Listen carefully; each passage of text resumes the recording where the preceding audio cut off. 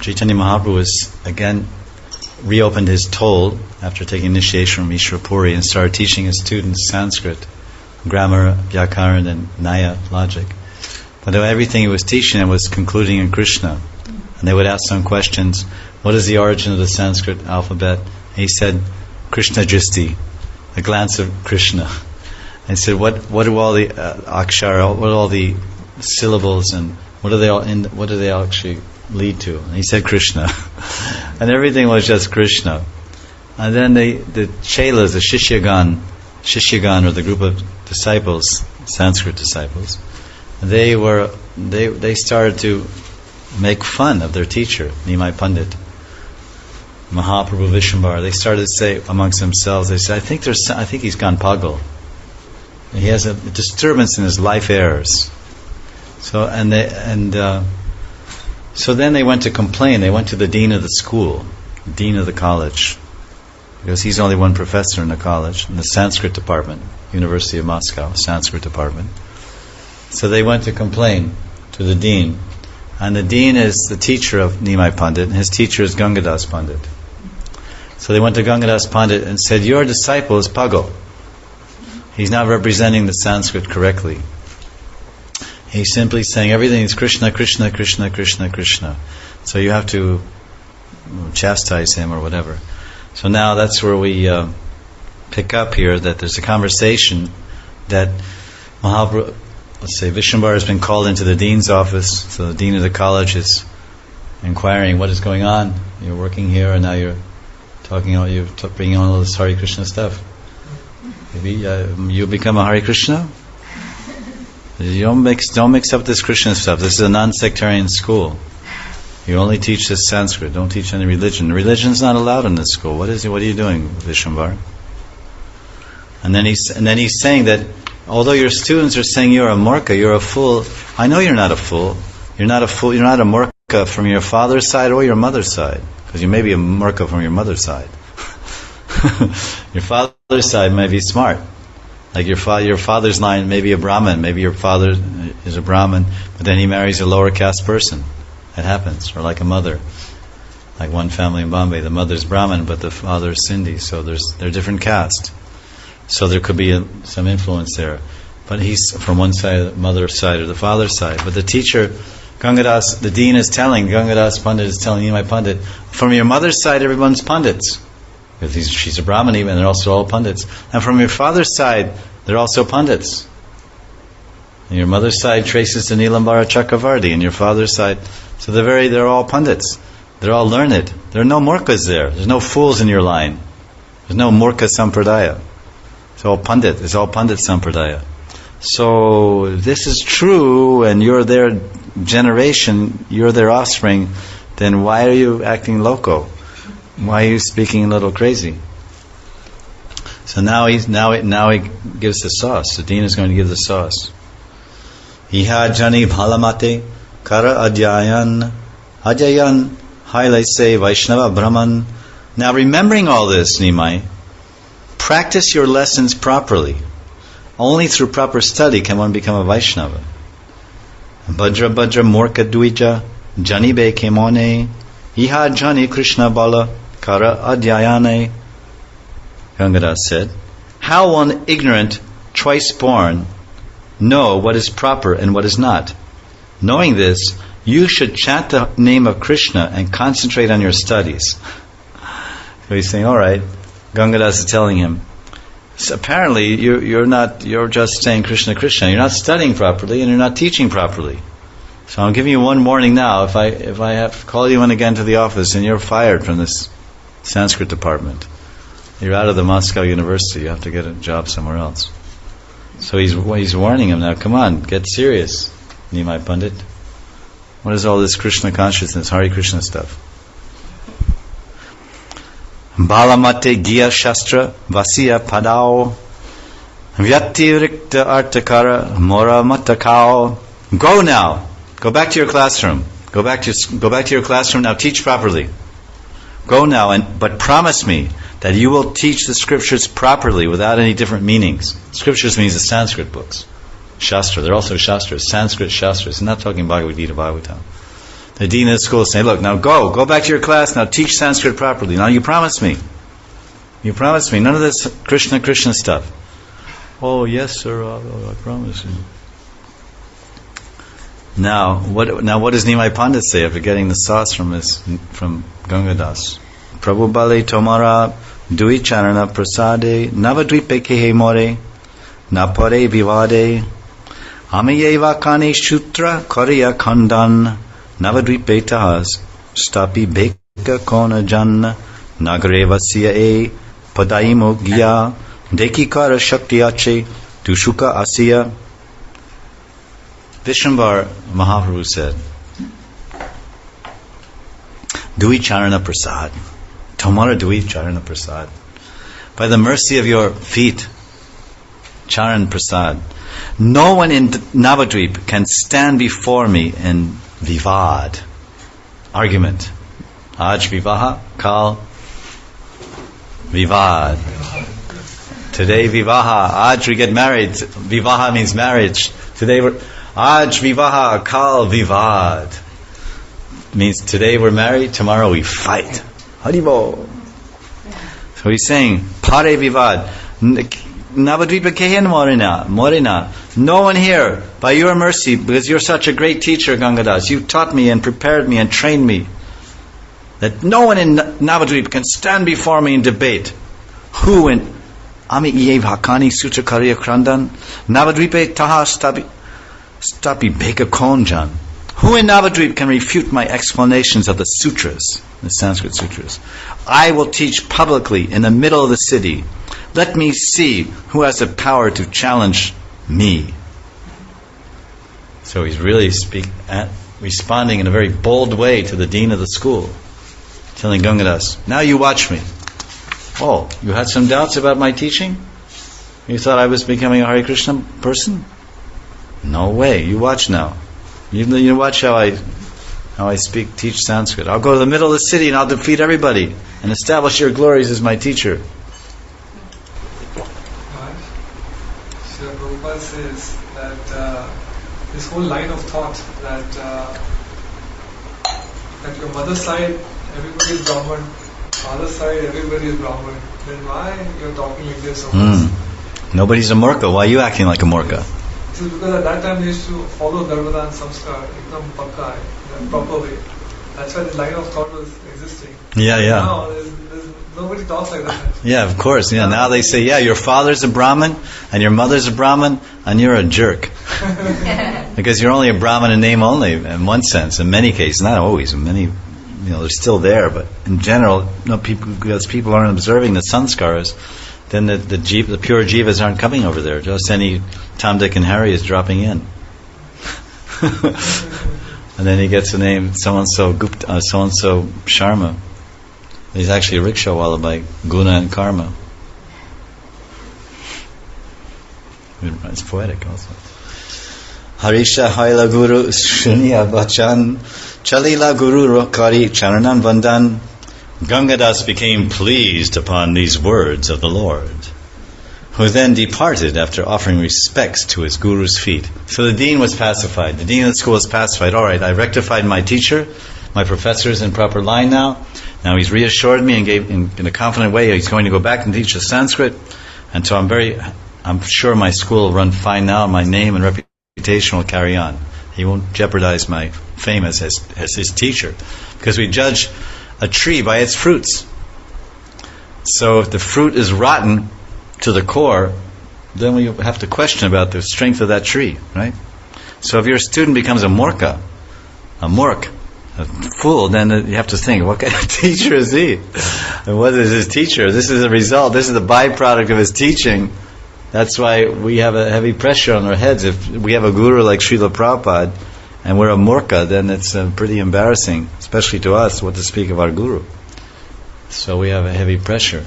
And so if your guru has a good stature and a good position, then it behooves the disciple to follow suit. Sometimes they say, well, my guru, he's very learned, but I'm a fool. Like the guru may be a pandit, famous pandit in India. Well, my guru, he's a big pandit, but what about me? I just chant Hare Krishna. Do my meditation. No, we should like father, like son, or like mother like daughter, whatever the phrase is. Gangadasa Pandita Charane Namaskar Vedapati Saraswati Pati Shishya Jandra. I offer my humble obeisances at the feet of Gangadas Pandit, who is the disciple, whose disciple is the Lord of the Vedas and the master of the goddess of learning. So this is Vrindavan Das Thakur. He's entering into the picture now, the author. So he's saying, what he's trying to remind us of, see the relationship between the disciple and the guru, as we're discussing. The disciple is Nimai and the guru is Gangadas. How much humility Nimai is showing before his guru, and how much respect and accepting the chastisement and correction, and in a very bold and confident and proper way. And then who is his guru? Who is Gangadas? He's a really lucky guru because his disciple is God. It's like Sanipani Muni. Sanipani Muni, his disciple is God, Krishna, or Ishvara. So he's saying, the husband of the goddess of fortune, Vedapati Saraswati Pati. Vedapati, the husband, the controller, the father, the Lord of the Vedas, and the Lord of Saraswati, the Lord of learning. The Lord of Saraswati is a disciple of your disciple. So that's kind of a, what do you call it, irony. Arakiba Gangadasa Panditera Sadhya Janrashishya Chaturdasha Bhuvana Aradya. Vrindavan Das says, what else is there to be attained by Gangadas Pandit, whose student is worshipped throughout the 14 worlds? Because the fame of the guru and disciple, they go side by side. If the guru's very famous and illustrious, and the disciple is transparent and surrendered, then the disciple also becomes very famous and illustrious. So Gangadas, having a disciple like Mahaprabhu, he's certainly become very famous for all time. Chalila Poduya Sange Prabhu Vishwambar Taraka Veshtita Jena Purna Shashadar. As Lord Vishwambar walked along with his students, the morning walk. Like Prabhupada, morning walk, Chatikar Road or Rangaji Gardens. Sometimes you go down to Rangaji Gardens. He appeared like the full moon surrounded by the stars. Purna Shashadar. Prabhu Vishwambar. Vasila Asya Nagari Yara Duyare Janhara Charane Lakshmi Ridaya Upare. He whose lotus feet are kept on the heart of Lakshmi came and sat at the doorstep of a local resident's house. Very interesting. So he's walking, Mahaprabhu Vishwambar is walking along with his students. Then he picks some ordinary person's house. Anagari Jara Duyare. He sits there. A local Anagari means from the Nagar. He just sits there. Yogapata Chande Vastra Karya Bandhan Shutrayer Karaya Prabhu Kandan Stapan.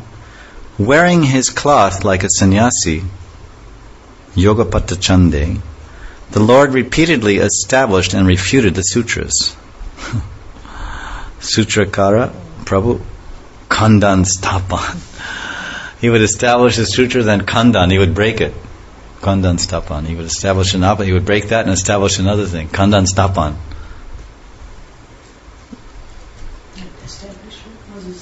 He would establish, it says a sutra. Sutra means the Vedanta Sutra. One of the sutras, or one of the Sanskrit sutras from the grammar. He would just sit on a step, and then the guy would come, some Brahman's house, I suppose. Then the Brahman would come out, and then he said, listen to my refutation. Then he would say one thing, the Brahman would say, and they would say, can you refute it? And he'd say, no. Then the Brahman then Nimai Pandit would refute it. Prabhu Balai Sandekarya Gyana Nahijar Kali Yuge Bhattacharya Paravitahar Shabda Gyana Nahijara Se Tarka Vakane Amaraita Prabodikte Nare Kona Jane Jayame Kandan Kari Jay Kari Stapan Dekitaha Anyata Karuka Kona Janna. The Lord said in Kali, this is Vishwambar, the Lord said, in Kali Yuga, one who does not have any knowledge about the conjunction of words is awarded the title Bhattacharya. Oh boy.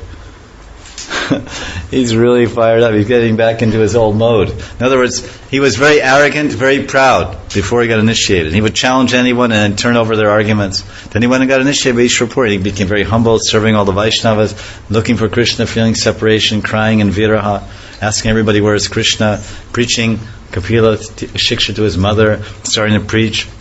Then as the dean of the school, Gangadas was saying, Gangadas, hey, get in line. Hey, I'm over here.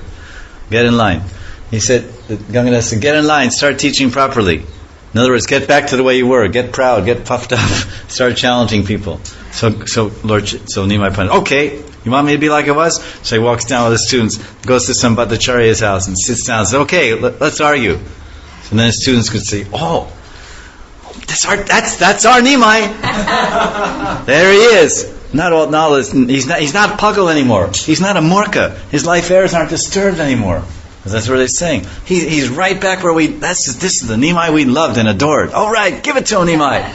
Give him a sutra and another sutra, and give another sutra between the sutras, and pop him on the sutra and cut him with another sutra. Go, Nimai, go.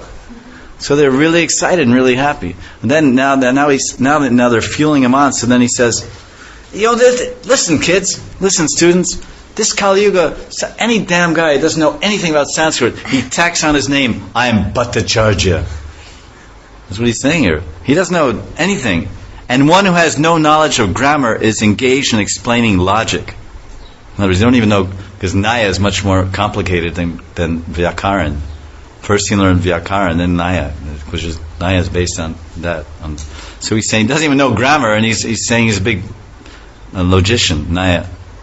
But none of them can defeat me, who can challenge the way I refute and reestablish a sutra. All right, Nimai's back. The old Nimai. Okay, now we're going to learn all this useless knowledge. Emata bale Vishwambara Vishwanath Pratyuttara Karibeka Hina Shakti Kata. In this way, Vishwambara, the Lord of the universe,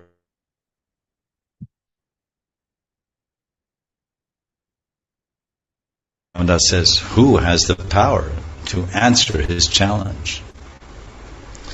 Ganga deki bare jatta adyapaka jai shuniyash sambhara ahankara churna hai. Hearing such words, the pride of those teachers, adyapak, who passed by on their way to take bath in the Ganga was smashed to pieces. Ahankara churna haya. Their ahankar was turned into dust. Was turned into powder. They were pulverized by the pride of Nimai Pandit. Churna means Lavan Bhaskar Churna. Their ahankar was turned into Hingostak Churna.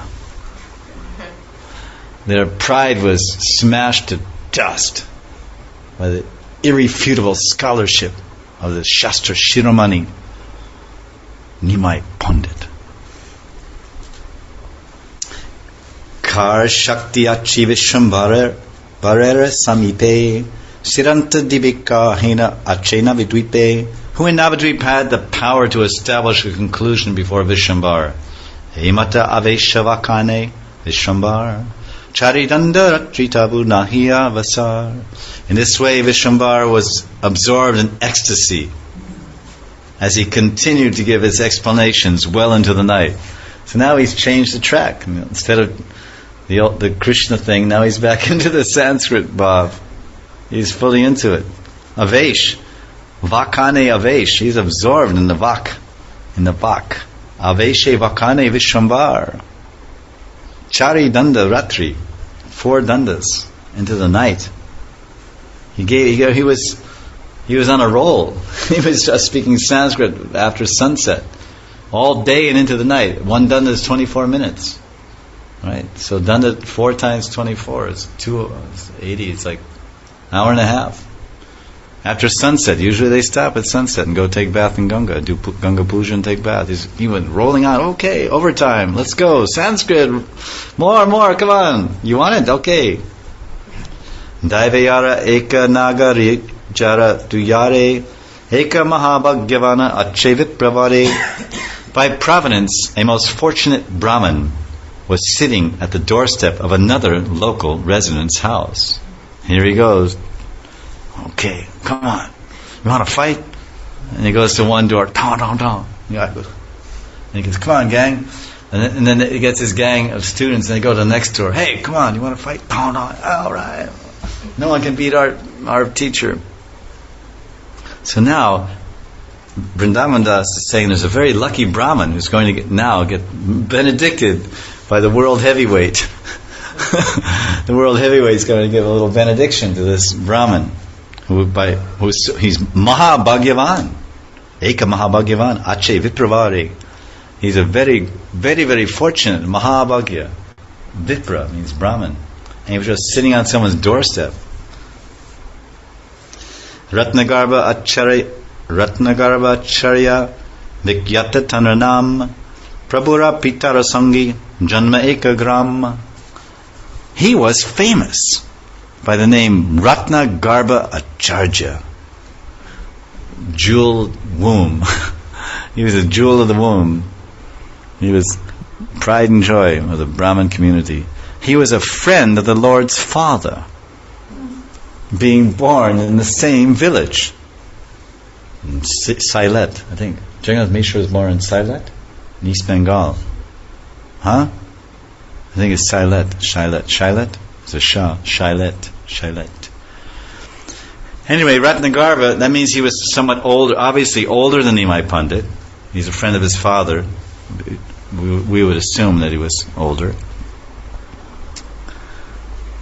And you can imagine something stirring up here. Looks like we're going to have a fight on our hands here. Tina Putra Chandra Krishna Pada Makaranda Krishnananda Jiva Dyaru Nata Kavichandra. Ratnagarba Acharya had 3 sons, Krishnananda, Jiva, and Yadunath Kavichandra. They were like bees at the lotus feet of Krishna. That's a good thing to be. Krishna Pada Makaranda. Makaranda means one who drinks pollen. One who eats pollen from the flowers is Makaranda. Krishna Pada Makaranda. One who drinks the pollen, which is the essence of the nectar, the pollen. There's a nectar in the pollen. Makaranda. Krishna and Jiva. So this is a little thing about Ratnagarba's children. So now the base. Now they're setting the standard here. The fight is, now you know the fight. The fight is between this guy who weighs 180 kgs and he's 6'6", and this guy. Now they're giving the particulars. His trainer was so and so, and his family's like this. So you know that these are the two parties who are going to match now. One side we have Mahaprabhu Vishwambar and his students, and the other side we have Ratnagarba Acharya, and he has three sons, and they're all really great devotees of Krishna. What more do we know about Mahaprabhu's opponent?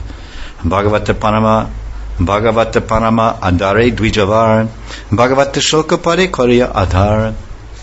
That topmost Brahmin had that Ratnagarba Acharya, who was a topmost Brahmin. He's a Dvijavara, like we say, Govardhan, increase, great. He was the greatest of all the Dvijas. He's a very famous and illustrious Brahmin. That topmost Brahmin had the highest respect for the Srimad Bhagavatam. So I suggest that you pray to Ratnagarba Acharya. Please, oh Ratnagarba Acharya, please bless me that I can have the same highest respect that you have. Karya Adhar. Adhar means respect. Adhar. Bhagavat Shloke Pode. He had the highest respect, the verses of which he recited with great affection. So he was not only respected it, but he served it in Bhagavat Shloka Pode. Pode means lines. Oh. It appears that what's going on here is that this person, this Brahmin, was in his last life one of the Dvijas, Yagya, what do they call it? Yagya Patni. Yeah, the Yagya Patnis. Yagya Patnis were the wives, but the Yagya Patis were the husbands. And they were doing this yagya, and then Krishna's boyfriends went to bake some food over there because they were hungry. It was right on the border of, it was called Bhatrol, village of Bhatrol, which is, it's in Braj, but it's on the very tip of Braj, near the border of Mathura. And they were playing over there. It was all Krishna's design to liberate and benedict the great devotees, the Yagnapatnis. But at any rate, the Brahmins they didn't even speak when the boys begged, and they snubbed them and repulsed them by sending them, didn't even pay any attention to them. They didn't even receive them as proper guests or any kind of recognition or acknowledgement of their visit, which is very offensive, even though they were children. So then they went back and reported. So apparently this Ratnagarbha has reappeared in Gaur Leela to get the mercy. Because text 299 his introduction is there in English. When the hungry cowherd boys requested Krishna for some food, he sent them to some brahmanas who were performing a sacrifice nearby. But they were turned away by the brahmins because they considered Krishna an ordinary mortal being. Disappointed, the gopas returned to Krishna, who then sent them to the Yagyapatnis. As soon as the Yagyapatnis, who were spontaneously attracted to hearing the transcendental qualities of Krishna, because they were, as it's told, the Yagyapatnis, although they were quite a distance from Nandagaon and Varsana and Yavat and Govardhan and all these other places, and even Nidhiban and Sevakunj, they were at the very edge over there in the middle of nowhere in Bhatrol. And it's not that they travel around here and there on their motorbikes. They stay in a house. But they would hear from the Malis. The Malis would come, like in the cities, and people buy malas from a Mali. They come around. Even Indra, the Mali comes to his room and sells them the mala, right? So the Malis would come there, and the Palinda women would come there selling them kasturi or kumkum, or the Malis would come and sell garlands for their husbands' puja, shalagram puja, murti puja. So the Yagyapatnis, they would meet these ladies, obviously, and pay them their fees for the service, and they would say, "What's ke paso?" No. Kya hua? Krishna kya hua? Krishna samachar kya hua? What's the news about Krishna? Because they're selling garlands in Nandagaon. They make their rounds, like the newspaper boy, and they go here and there throwing the newspapers. So they sell garlands in Barsana, they sell garlands in Nandagaon. That's their business. Travel around, sell garlands and things. So he said, "Oh, you don't know that Krishna?" And then they tell some Leela about Krishna. And so they were hearing so much about the Leelas of Krishna and the qualities of Krishna, so they became very attracted. They never saw Krishna, not once. They never laid their eyes on the beautiful form of Krishna even once. But they heard about him. Shravanam Kirtanam. And that's all. Just by hearing you can become captivated, attracted. Because Krishna has that quality to captivate and attract and enchant. Just by his qualities or hearing about him, his name or his form or his sweet beautiful pastimes. So now a dream come true, the very object of their meditation, the very source of their inspiration was right nearby their house. He had come to reciprocate with their devotion. Ye tamam prapadyante tam satava bhajamyamam yam. As you surrender unto Krishna, He rewards you accordingly. So when our devotion increases to such an intensity of separation and hankering to see Krishna, then Krishna will come. Here I am. He'll come to accept service. We're serving Him moment to moment, day to day. And at some point He'll say, "Oh, I'm very pleased with your service. I want to reciprocate personally, eye to eye, face to face." And that happens in the life of Narada Muni, in the life of Dhruva, in the life of the Yagnapatnis, and all devotees. This happens. It must happen. It has to happen. It's bound to happen because that's the nature of love. Love has no bounds. Love has no rules. Love moves by its own rule. And the Lord is also controlled by that love. He's controlled by the intense love of the devotee. So when the attachment and attraction and love of the devotee increases to such a pitch, then the Lord is forced to come there to reciprocate with that loving person, that loving devotee. So as soon as they heard of Krishna's appeal for food, the Yagyapatnis immediately, first they took all innumerable foodstuffs of 4 different types with them. I mean, sucked, chewed, licked, drunk. And in spite of being obstructed by their husbands, brothers, and friends, which means their whole family said, "Where the hell are you going? You can't leave the house. You can't leave the house. This is improper. It's adharmic. How can you go out of the house without being accompanied, without the accompaniment of your son or father or husband? This is illegal, illegitimate. It can't be done. Where are you going? And what to speak of just running out? Where's your palanquin? And even 100 years ago, 200 years ago, a higher class lady wouldn't leave the house. She was in a palanquin and was covered on all four sides with curtains, and be carried by some carriers, house carriers, to the next house, just to go next door to visit someone. This was Indian culture 200 years ago. And Guruji told me like this. Prabhupada told me. He remembers in his time. This is in 1900s. 1900s is hardly 100 years ago. 1900s. He remembers that the Brahmin ladies or Kshatriyas, if they were going to go visit their girlfriend next door, they would have to go on palanquin, because the light of the... No man is supposed to see the face of your wife, not even Mr. Sun, not even the sun planet. Because the sun, if you go in the daytime, the sun is looking. So there's curtains on all four sides. And she sits in the palanquin and she gets carried out by carriers. Even the carriers don't see. And then they set it down, then they go outside, the carriers go outside. Once they're outside, then she opens the curtain and comes out and talks to her friend.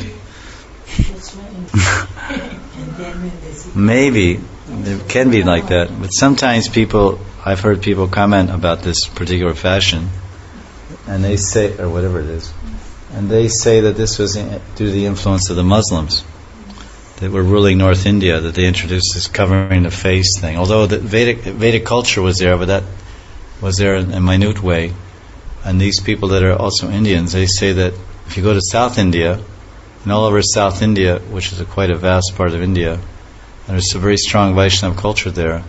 And the Muslims didn't have any influence over there. They didn't rule there. They didn't conquer over there. Even if they conquered, they didn't really have any influence on the culture or the mores of the culture. So in South India, no lady covers her hair at all. They just fold their sari in their shoulder and put a bunch of flowers. They put a bunch of flowers in their hair, actually. And their idea is that they're going to see Thakurji, because they're Vaishnavis, and they want to smell pretty and look pretty, so when they turn around and walk out of the temple, he'll see nice flowers and they'll smell nice. That's their meditation. So I'm not really so sure that covering the head is Vedic or not. But that's one thing. But as far as this going in a palanquin, that's Vedic. I was in South India. The palanquin thing is Vedic, but like the daily covering the head, I can't say that. In other words, listen to finish. Like the Brahmani or the Kshatriya higher class, no one should see them except their husband. So they're in that covered palanquin. Then they go to the next house, and when they're in the house, their sari is just on their shoulders, not over their face. You know what I'm saying? Because they're just with that woman, but they're not like in Braj. One woman's talking to the other woman's like this. Yes. Well, how much is the sabji? Oh, really? 5 rupees? Okay, well, I'll get some. So I think that I understand that this is actually a Muslim import in North India from someone who's quite learned, who I respect, an Indian person. So I was in South India for about 6 weeks. I was staying in Bangalore. Yeah. And in every parade, all the women have to be in the front. Right? Yeah. Covered at the back. Yeah, all the women have to be, whenever they have parades, the same as in Guruvayur and some other temples, they have so many festivals. The women are always in front of the Lord because they're the Shakti of the Lord. They're the devotees, and the Lord is pleased to see women. He likes to see his Shaktis, and the men walk behind.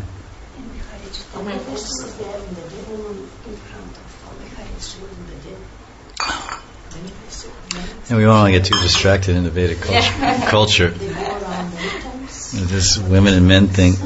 The whole idea, basically, before we get too off into Hare Krishna, we want to try to, transcend the upadhis. Sarvapadi vinirmuktam tatpurattvena nirmalam Rishikesha Rishikenim sevanam bhakti uchate. Because the pure service of Rishikesh, the Lord of all senses, has nothing to do with gender, has everything to do with bhav and prem. So we try our best through our bhajan and our meditation and our seva and our outlook to honor everyone, respect everyone, and love and serve everyone, but at the same time try our best to transcend any material attachments or designations so that we can realize the pure, transparent identity of our spiritual form and relationship with Krishna.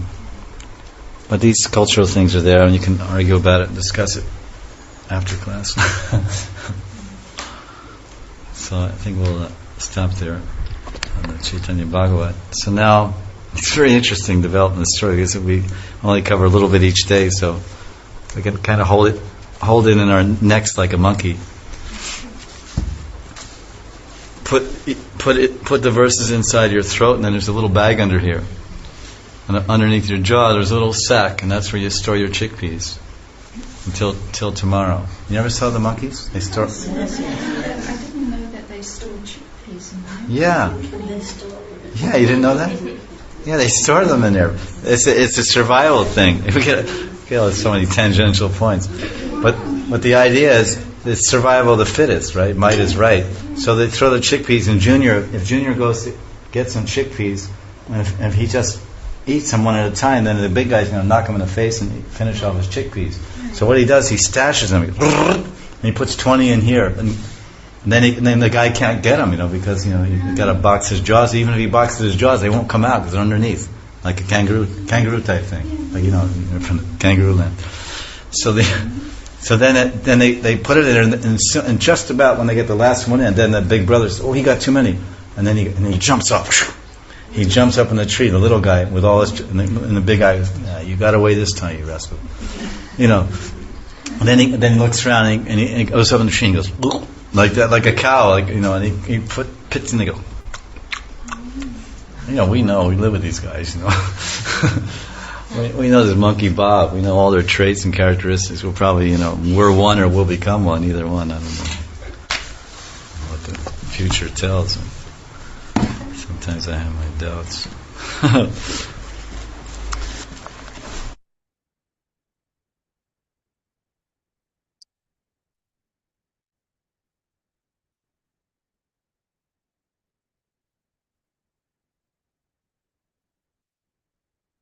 Reading from Chaitanya Bhagavat, Madhya Kanda, Chapter 1, Text 299. We were hearing how Lord Chaitanya was wandering or walking through the streets of Navadvip with a handful of his students, his Sanskrit students. And he was visiting different houses, randomly visiting houses, and challenging the Brahmins there, and having debates with them at their doorstep or in the foyer of their house. He would have debates with them about Naya or Vyakaran, about grammar or logic, and then he would defeat them, soundly defeat them, and then challenge them, and becoming in a very boastful mood. And he had readopted his previous arrogant scholar bhav, which he had abandoned after being initiated by Ishvara Puri. He became deeply ensconced in Krishna bhav and Krishna and love for Krishna. But then his teacher, Gangadas Pandit, being induced by the students of Nimai Pandit, Vishwambar, they complained about Nimai. They said, now we're studying Sanskrit, and he simply talks, everything's Krishna, every syllable, every point, everything is Krishna. And he's not telling us anything about grammar. So, can you please chastise your student? So Gangadas took Nimai to the task. He said, listen, you don't come from a family of Morkas. Your mother and father are great Brahmins, intelligent, and both family lines are Brahmins and very intelligent, Jyotishis and scholars and pundits. So why are you acting so foolishly and speaking Krishna, Krishna, Krishna? You should study the sutras, the Vedanta Sutra, and speak properly what I have taught you, and the students will be happy. So Lord Chaitanya, not Lord Chaitanya, but Nimai Pandit at this time, he responded in a very humble way, and he said, yes, Guruji, I will follow your instruction. And he returned and reopened his school, and then he became he assumed his mood of the arrogant scholar, challenging any Pandit, and prayed, and all the students were very happy. Oh, this is the Nimai Pandit we know. But at this particular house that they went to next, it was the house of Ratnagarbha Acharya. And Ratnagarbha Acharya, he was not a logician, he was not a Nayak, whatever you call it. He was not a logician. He was not a master of logic, and he was not a grammatician. He was not a grammarian. He was, of course, he knew all those things, but he was a Krishna Bhakta. So he was always absorbed in hearing Shastra and talking about Shastra. So when he went there, when Mahaprabhu came there, he heard, instead of hearing, as he heard in other doorsteps of other Pandits and Brahmins, instead of hearing Sanskrit, Sanskrit shlokas about grammar, this Ratnagarva, he was reciting verses from Bhagavatam, and he was relishing the Bhagavatam verses. So he was relishing this verse describing the beauty of Krishna that was seen by the Yagyapatnis when they brought out their foodstuffs to offer Krishna.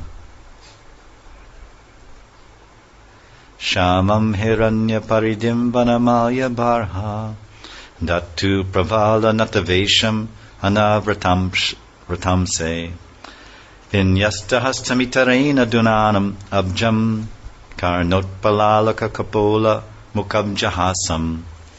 Krishna's complexion was dark blue and his garment golden, wearing a peacock feather, colored minerals, sprigs of flower buds, and a garland of forest flowers and leaves. Krishna was dressed just like a dramatic dancer. Natavesh. He rested one hand upon the shoulder of a friend, and with the other he twirled a lotus. Lilies graced his ears, his hair hung down over his cheeks, and his lotus face was smiling. This is what they perceived when they finally had Sakshat Darshan of that wonderful person that they've been hearing so much about for so many years and so many months. Bhakti Yogi Shlokopade Parama Santosh Prabhurar Karnete Asi Karila Pravesh. Ratnagarva Acharya was reciting verses of Bhagavatam, Shlokopad, Bhakti Yogi, with great satisfaction, Parama Santosh. When the sound of his recitation entered the ears of the Lord, dun dun dun dun dun, Karna Pravesh. We have Leela Pravesh, Griha Pravesh is Karna Pravesh. Prabhu. When the Bhagavat Shravan, this is the Panchanga Bhakti, and Bhagavat Shravan, Rasika Bhakta Sahasanga, to hear the Bhagavatam, Rasika Bhakta Sahasanga, to hear Srimad Bhagavatam, especially the 10th canto, Jiva Goswami comments in Nectar Devotion. This is Panchanga Bhakti. One of the limbs of Panchanga Bhakti is Bhagavat Shravan, Rasika Bhakta Sahasanga. So Jiva Goswami says, although Rupa is saying Bhagavat Shravan, what he really means is Dasama Skanda. Dasama Skanda, because this is the Rasa Skanda. This is full of ras, Prem Ras, Braja Ras, Madhurya Ras, Sakya Ras, Vatsalya Ras. So this Panchanga Bhakti, one of the 5 most important limbs of devotion, is to hear the Srimad Bhagavatam in the association with Rasika Bhaktas. Rasik Bhakta Sahasanga. So this Bhagavat, this Ratnagarva Acharya, he's a Rasika Bhakta. He's relishing Bhagavat Ras. And Parama Santosh, the utmost satisfaction. One will experience the Parama Santosh by relishing Bhakti Ras, especially the specific Ras of his Sthayi Bhav, which is generated when his Sthayi Bhav interacts with the other type of Bhavas at the level of Prema. So now Chaitanya Mahaprabhu is looking for a fight. He has come to this door looking for a fight, a debate, a challenge, a refutation. Digvijay, the Digvijay Pandit, Nimai Pandit, who defeated the famous Kashmiri Pandit from Kashmir. And he's defeated in all directions. He's going house to house having fist fights. Come on, you want to fight? Don't. Okay, haha, look at the students, we knocked him out. Then go to the next house. Come on, don't. Oh, Nimai, Jai Nimai, Jai Nimai. So he's going from house to house knocking out all the Pandits, right? And all the students are cheering. Jai ho, Nimai Pandit ki Jai ho. Now he comes to this house of another Navadvip, or Nadia, you would rather say, Nadia Brahmin. And then this one is different. He's not poring over the Vedanta Sutras or poring over the Sanskrit shlokas of the dictionaries and Amrakosh and and all the different Sanskrit books, Vyakaran, Shastra. He's relishing bhakti ras. He's hearing the Bhagavatam, 10th canto, the Yagya Patnis. And this is what it means. Bhagavat Shravan Rasika Bhakta Sahasanga. This is an example of what Jiva Goswami is saying. Specifically, what Bhagavatam we should hear? The 10th canto. And the lady sitting on the steps, she's absorbed in that one. And she offers due respects to the remaining 11, but she has her heart fixed up in that one. So, fine, very good. It says this is the Pravesh, this is Karna Pravesh. This is the straight way into the ears of Lord Chaitanya. If you want to enter the ears of Lord Chaitanya, you want to enter, because if you enter the ears, then you enter the heart, because the ears are connected with the heart. You speak something in the ear, it goes to the heart, right? So then, and it takes shelter there. If it's real, then it lives. Those words live in the heart, and they grow there, and they transform the heart, and they soften the heart, and soothe the heart, and nourish the heart. Words are very powerful if they're real. So now, what to speak of Bhagavat Shravan? So if we recite the verses of the Bhagavatam, Gopi Gita, Pranaya Gita, Viraha Gita, Brahmar Gita, all these wonderful Gits in the 10th canto, Venu Gita, if we recite these, then these shlokas, these pads, will enter the Karna Pravesh, they will enter the ears of Lord Gauranga. And they will mix up in his heart, and he'll think, who is reciting this Gopi Gita? I must bless them. I must go and find out. I must enter their hearts. First we have to enter the heart of Lord Chaitanya by our seva, by our submission, by our surrender. Then he will enter our heart. So now this surrendered, pure Brahman, Ratnagarbha Acharya. It's very interesting, Ratnagarbha, because Garbha means womb. A woman's thing is, whatever the place is called, the Garbha. But there's also what we call the Garbha Griha. There's something called Garbha Griha, and that's where the deities are kept in a temple. When you read the Shilpa Shastra describes the designs for temple architecture, the location of the Nat Mandir and the Garbha Griha. So this is the house where the Thakurji, we say in English, the sanctum sanctorium. Is it right? Sanctum sanctorium. That's what they call the center of the church, like the Vatican. It's called the sanctum sanctorium. In other words, it's the purest place of the purest places. The heart of the heart of the heart. Then you come in the temple, okay, you're in the temple, you're in the Darshan Mandap. But then you go closer and then closer and closer, and where the Thakurji is standing on the altar is called the Garbha Griha. So this interesting name is Ratnagarbha. So Garbha means that inner place, that secret place, and Ratna means jewel. So we can understand he's appropriately named, because people at the time of birth, as we mentioned in another class, they're named according to their Jyotishi, or their Kundali. So if it looks like you're going to be a dirty fighter when you grow up, if it's seen in your stars that yes, you're born in a Kshatriya family, but you'll fight in a bad way and do bad things, then we should give you appropriate name. Yudya and Yodan means fighting, and Dur means dirty and bad. So your name will be Dur Yodan Haribol. So these names were given at birth, not based on the nakshatra and what syllable. Now they base it on the nakshatra or the planet, and what syllable vibrates to that planet. Gi ga ga ga gi. Okay, your name is Girdar. Your name is Ah. Oh, your nakshatra's akshara is Ah. Oh, your name is Amit. It's like this. This is modern naming in astrology, but in Vedic times it was much more specific and exactly. Oh, this baby, he'll always be looking, searching. Where is God? Where is God? Where is that person? Where is that person? Examining. Are you that person I saw in the womb? Are you that person? He'll be examining up and down, like some people also do. And then, so we should call this baby should get the name Parikshit, because Parikshit means examine, search, check out. Let's check it out. Let's check her out, or check him out. So he was checking everyone out, examining everyone to see, are you Vishnu? Are you that Vishnu I saw in the womb who saved me with his chakra and destroyed the Brahmastra weapon of Ashwatthama? So similarly, why this? He himself was a Brahmin, so he was probably named by his father who was a Brahmin. So he gave him the name Ratnagarbhacharya because in that inner sanctum sanctorium, which is his heart, he had a great jewel there. Ratna means jewel. What is the jewel? The jewel of prema bhakti, the Mahanidhi. Nidhi means jewel or treasure, and Maha means the greatest. So there's no greater treasure than Prem. Prem Seva of Radharani. This is the Mahanidhi. To attain that great, great wealth. And that's an unlimited reservoir, because Nidhi means reservoir, ocean.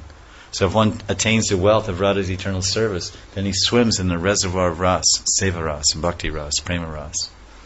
And that reservoir is vast like an ocean, unlimited. It's better than the ocean. It's a Maha-Nidhi. Nidhi is a regular ocean, but a Maha means an unlimited ocean with no boundary. This is the meaning of Maha-Nidhi. Once somebody was explaining like this to me. I went to meet one very advanced devotee. He said, "What is your name?" And I said, "Oh, Mahanidhi." He said, "Mahanidhi." He said, "Mahanidhi." And he went on for like 15 minutes. And I said, "Wow, really? I thought it was one of the 1,000 names of Vishnu." Because in Vishnu Sahasranam it says Mahakrama, Mahavava, Mahanidhi. It's there. Mahanidhi. And at that time when Prabhupada was naming our God brothers, the whole group of there's 3 shlokas in a row, and we were all initiated at the same time, and we all got those names from those shlokas. One was called Mahabhuti, one was called Mahashana, one was called Mahanidhi, and we were all initiated at the same time, because at that time Prabhupada was just going through the shlokas of Vishnu Sahasranam. So, we have to give some new names here. There was Mahashanti and Mahanidhi, Mahabhuti, Mahanidhi, Mahabhuti. And I was once, anyway, sorry Krishna. So the thing is, he's reciting these verses, Ratnagarbha is reciting these verses, and it's really full of prem and full of love, because his heart, his garbha, the garbha of his heart, is swirling with waves of love for Radha and Krishna, for Krishna's Leela. So now the effect of this pure recitation, rasa-filled, prema-filled recitation, because he himself is a Rasika Bhakta, and he's speaking these rasa-filled shlokas, and who's doing the Shravan? The Bhagavad Shravan in this case is Gauranga Mahaprabhu, right? And as soon as he heard it, what happens? Bhaktira Prabhava Matra Shunila Takiya Se Shane Padilena Murchita Haya. Wait a minute. Gangadas, the dean of the school, the teacher told you don't come from a family of Murkas. You don't come from a family of Murkas, and now you're going Murka. Hey, what happened? You promised not to go Murka. You promised to go and teach Sanskrit. But as soon as the Lord heard the glories of devotional service, Bhakti Prabhav, Shunila Takiya, Vishwambar lost external consciousness and fell to the ground. Say Kshane. At that moment, Kshane means a moment. Padilena Murchita Hai. Padilena is Murchita. He went, fell down. Murch. Finished. Now his students are standing here and they're looking and say, "Oh my, here we go again. We lost our teacher again. Now he's gone doing his Krishna thing again." He moved back to the Hare Krishna temple. He came home and he started acting normal again, going to school, and now he ran back to the temple. He's becoming Hare Krishna. Sakala Paduya Bharga Vismita Hoyla Shaneka Antare Prabhu Bhaya Prakashila. All the students were struck with wonder of Vismita. After some time, the Lord regained consciousness. Bhaya Paya Bhalabala Bale Vishambar Garagadi Jaya Prabhu Dharani Upar. Upon regaining consciousness, Vishwambar repeatedly exclaimed, "Bolo, go on reciting," as he rolled on the ground. In other words, he was transformed by hearing one shloka about the Yagya Patnis appreciating the beautiful Rupa Madhurya of Krishna, Sri Krishna, reality the beautiful, in Vrindavan. He went nuts. He means she. She means Radha. Because Krishna, in the form of Gauranga, Chaitanya Mahaprabhu is experiencing the Kanti, or he is the color, the Kanti of Radharani, and it also means the Kanti of her Bhav. Because every type of Bhav has its own Kanti or color. So he's experiencing the Kanti or the color of Radharani's Mahabhav and the Bhav itself. Kanti and the Bhav. And of course his body is the color of Mahabhav. Mahabhav has a color, and that Kanti is Tapta Kanchana Gaurangi. Radhe Vrindavaneshwari Vrishabhana Sate Devi Pranamami Hripriye. The color of Mahabhav can be nothing else but the most brilliant gold, 1,000 times purified. in the fire of, when they purify gold, they use fire. So you purify gold 1,000 times, 10,000 times, and you get the most brilliant golden color. Of course, no one goes that much trouble. But that's the color of Radharani, Mahabhav. So now Krishna, in the mood of Radharani, experiencing Radharani's love, her Mahabhav, is hearing, Radharani is hearing Ratnagarva Acharya glorify her beloved, her Sham, her Nayak. And when that happens, she breaks to pieces. Just hearing about his peacock feather and his garment and his sprigs of flower buds. And she's hearing that verse because for Radharani, Nam, Rup, Gun and Leela are one. We all recite the verse. Nama Chintamani Krishnas Chaitanya Rasa Vigraha Nityamukta Purna Shuddho Binatvam Nama Namano. For Srimati Radharani, Binatvam Nama Namano, she realizes there's no bina, difference. There's no separation or difference between Krishna's Nam, Rup, Gun and Leela. She hears the name, she hears some shloka, which is vibration, Shabda, transcendental sound, Shabda Brahman, glorifying her beloved. So she simply hears that shloka and immediately she becomes Leela Pravesh. This is Karna Pravesh. This Bhakti Yoga Shloke from Bhagavat, Dasama Skanda. Bhakti Yoga, this means a shloka full of prem. Bhakti Shloka means Prema Shloka. Prema Shloka means Prema Ras, Madhurya Ras. So Karna Pravesh, as soon as this Prema Ras, as this shloka, this Shabda Brahman, full of Prema Ras, Karna Pravesh, entered the ears of Radharani, then she immediately, that Shravan, that hearing, brought Krishna's Rupam and his Gunam and his Leelam. And she saw that Krishna. She saw in her heart that Karna went in her ear and went into her heart, danced in her heart, and Krishna entered there. Because Krishna's, a shloka describing Krishna, Bhakti Yoga Shloka, is non-different from Krishna. It is Krishna. That's why the Acharyas say that the Srimad Bhagavatam is Bhagavat Sarup. It is the Sarup, the personal Sarup of Krishna. So for Radharani, or Chaitanya Mahaprabhu, hearing Bhagavatam means seeing the Leela of Krishna, in this case. So when she saw her Krishna, after so much separation, arguing Sanskrit and being absorbed in this Bahir Vesh, or Bahir Chit, this external consciousness and identity of being the proud Pandit, immediately Mahaprabhu or Vishnuvar entered into his internal identity as Radharani and fainted on the ground, starts rolling on the ground. Tell me more about my beloved Ratnagarva. Go on. Describe more of his pastimes, more. Because something good you don't want to have once. You want to have many times. You eat a gulab jamun only once? Iskan bullet. You only want to get shot once? Gulab jamun is Iskan bullet, Prabhupada said. So you get shot once and you say, oh, I'm dead, don't give me any more. No, you kill me too much. You shoot me 10 times. Give me 10 of those bullets. In 2nd Avenue, they had a jar by the front door. Prabhupada would make every day or every hour or whatever. He makes so many gulab jamuns and keep in a glass jar. Why glass? Why not a crockery jar? And why not clay where you can't? A glass jar, because it's transparent and you can see it. Brown and juicy and syrupy and shiny and sweet and mouth-watering. So when the devotees are in the temple, Hare Krishna, Hare Krishna, Krishna, oh, I feel so tired. Wow, look at that. Look at those gulab jamuns. Wow, they're mouth-watering, they're shiny, they're brown, they look so effulgent. They're irresistible. They have this golden brown color. And in the center of the gulab jamun is darker brown, but on the edge it's a little bit like yellowish golden. And it just looks like 1,000 sunrise. Looks like 1,000 sunrises rising above my dark heart, and I'm feeling so dark and tamasic and about to sleep. Hare Krishna. I think I better pop one of those.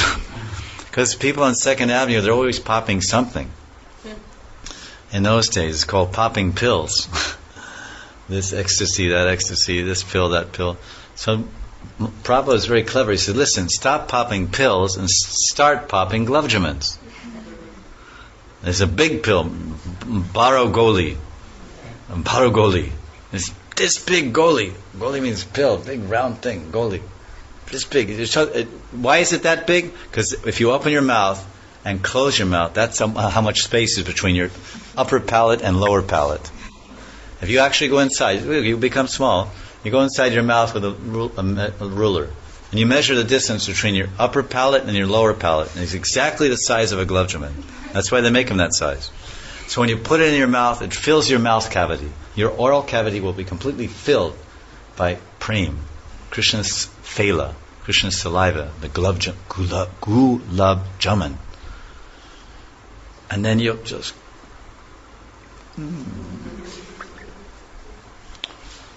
One will make you run. 2 will make you fly. 3 will make you forget the world. And 4, you'll enter the Leela. Haribo! Iskan bullets ki. Yeah. So Prabhupada called them, or at least, no, Prabhupada didn't call them, but the devotees called them Iskan bullets. It was like a code name. Hey, give me a bullet. Okay, here. Speak easy. So now, these shlokas are like Iskan bullets for Radharani. She is. So now what does he say?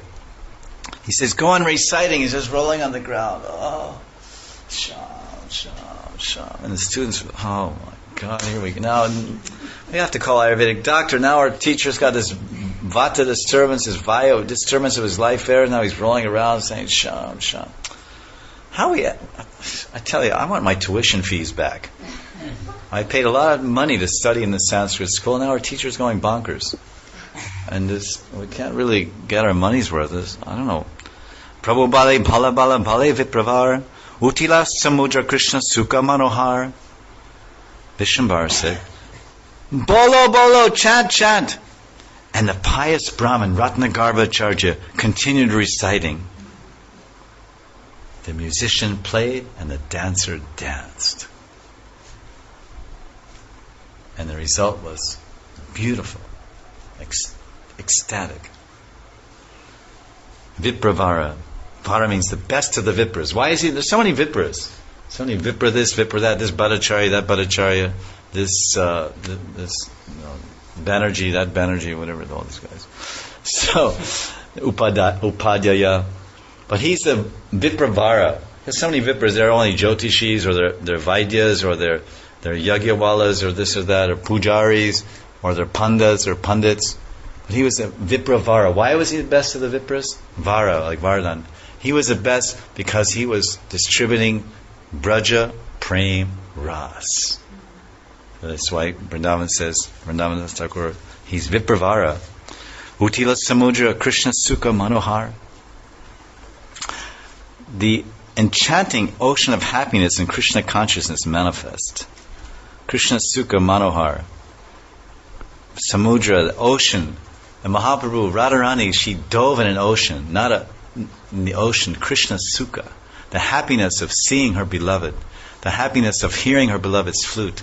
The happiness of feeling her beloved's embrace. The happiness of hearing her beloved's words whispered in her ears. The Samudra Krishna Sukha, unlimited ocean of happiness. And experiencing all that, she lost her mind. Krishna stole her mind. Manohar. So, Vishwambar, Mahaprabhu, Radharani, her mind is being stolen by the sweet shlokas of the Bhagavatam. So you can imagine. So there's the adibhotik understanding of the shloka, adhyatmic and adidaivik. So now, the adibhotik is something going on between Ratnagarbhacharya and the Lord Chaitanya. This is the external level, or one level. But then adhyatmic, how does it apply to me, personal? And then the adidaivik is the transcendental, or Krishna's level. The adhyatmic level is, wait a minute now. Ratnagarbhacharya, he's a Brahmin. He's a Vaishnava. And he's a worshipper of Radha and Krishna. And he studies Bhagavatam. And, I'm some kind of Brahmin. And I'm some kind of Vaishnava. And I also do some kind of study of the Bhagavatam. And he's chanting these shlokas for the pleasure and happiness of Lord Chaitanya. In such a way, with such purity and such prema, that the Lord is really happy. So happy, he's entering an ocean of happiness. And these shlokas are stealing his mind, and he's feeling so happy. Samudra Krishna Sukha Manohar.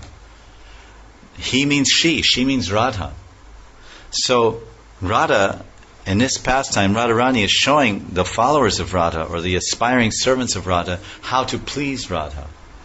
How to steal Radha's mind. How to submerge Radha in an ocean of Krishna Sukha. And Ratnagarbhacharya is revealing that great jewel of sadhana bhajan. What is that great jewel? Read the 10th canto of Bhagavatam for the pleasure of Radharani. Recite the Gopi Gita, the Venu Gita, the Brahma Gita, the Viraha Gita, the Yugal Gita, for the pleasure of Radharani, with the intention of submerging her in an ocean of Krishna Sukha, and with the intention of helping her lose her mind by hearing about Krishna, Manohar. Because this is what's happening between Ratnagarbha and Vishwambar. So it's because this can happen this happened then, it can happen now, it can happen any time. We have this combination. We have a pure devotee reciting 10th canto with the intention of pleasing the Lord, nourishing the Lord, and satisfying the Lord. Because when the Lord hears the 10th canto, He's going to say, Bala, Bala. He says, Bala, Bala, Bale, Vishwambar. And He's going to say, Bale, Bale, Bale. He's going to say, more, chant more, sing more, sing more. So this is what we call, how does this apply to us? The Adi Atmika Vichar of this shloka. And Adi Daivika, it's between, and on Krishna's level and Radha's level, we already explained what's happening there.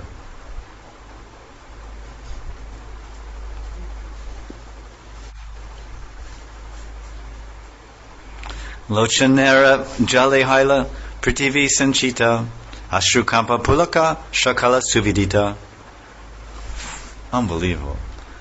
The earth, Prithvi, became soaked with the tears of the Lord.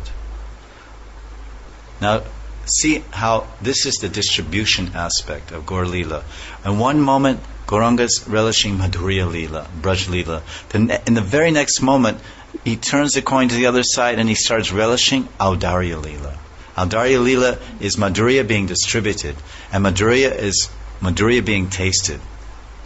And Audarya is Madhurya being tasted and simultaneously distributed. That's Audarya Leela. So now, he's, in the last verse, Samudra Krishna Sukha Manohar. Radharani and Gauranga, they have entered this deep ocean of Krishna happiness. And now, that's the Madhurya aspect. Now surfacing, going so deep in that ocean that the mind got lost and enchanted and stolen Manohar. Now Radharani surfaces in that ocean and says, oh, but let me distribute this to my devotee. Who is my devotee? Prithvi Devi. Prithvi Devi is the goddess of the earth, Bhudevi.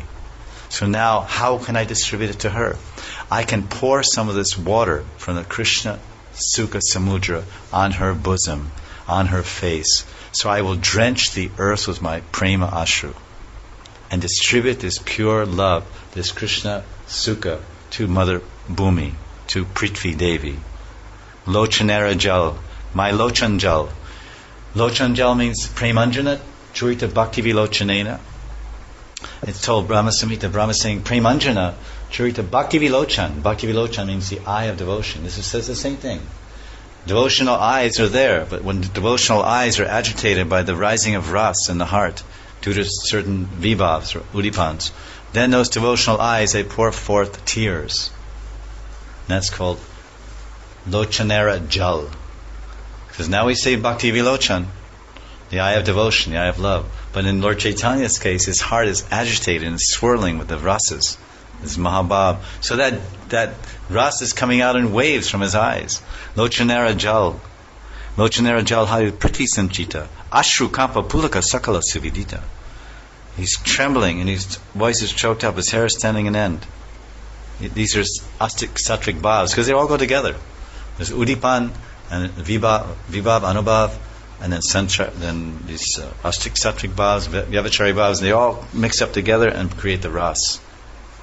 So this is the distribution aspect in this verse. Audarya Leela, Audarya is being shown here.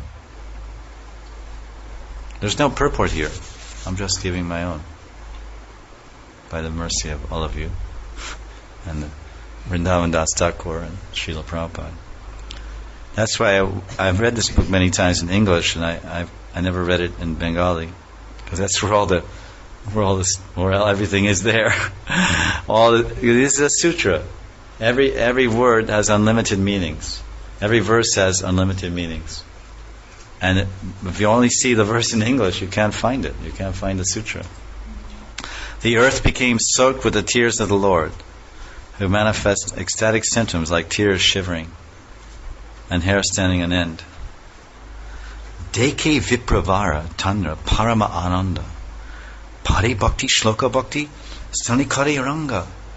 When the pious Brahmin Ratna Garbha Acharya saw the Lord's Paramananda, great happiness, that's pretty weak translation. English is really flat. Paramananda, great happiness. Come on, Jack. Great happiness. You win the lottery and you say, "Oh, I'm feeling great happiness." But you can't equate winning the lottery and winning a few rupees, that great happiness, with Paramananda. In English, you can't find the word. There's no word. It's just flat, dry. Deke Vipravaratana Paramananda. So, seeing, this is the reciprocation. He was offering this to the Lord, and seeing the Lord's... then he, Ratnagarbhacharya, recited verses with increased devotion. Pari Bhakti Shloki Bhakti Sani Kari Ranga. He increased the volume. He increased the ras. He increased his prema. Oh, I recited this beautiful verse describing the Rupa Madhurya of Krishna and Braj of the Yajna Patnis, and this beautiful Brahman, this person is responding. Vishnuvar is responding in such a way, and he's appreciating my recitation, and he's really relishing and displaying sattvic bhavs, and never seen before. Such amazing transformation in someone after I do a Bhakti Shloka Padi recitation. Let me go more. Let me really go into it.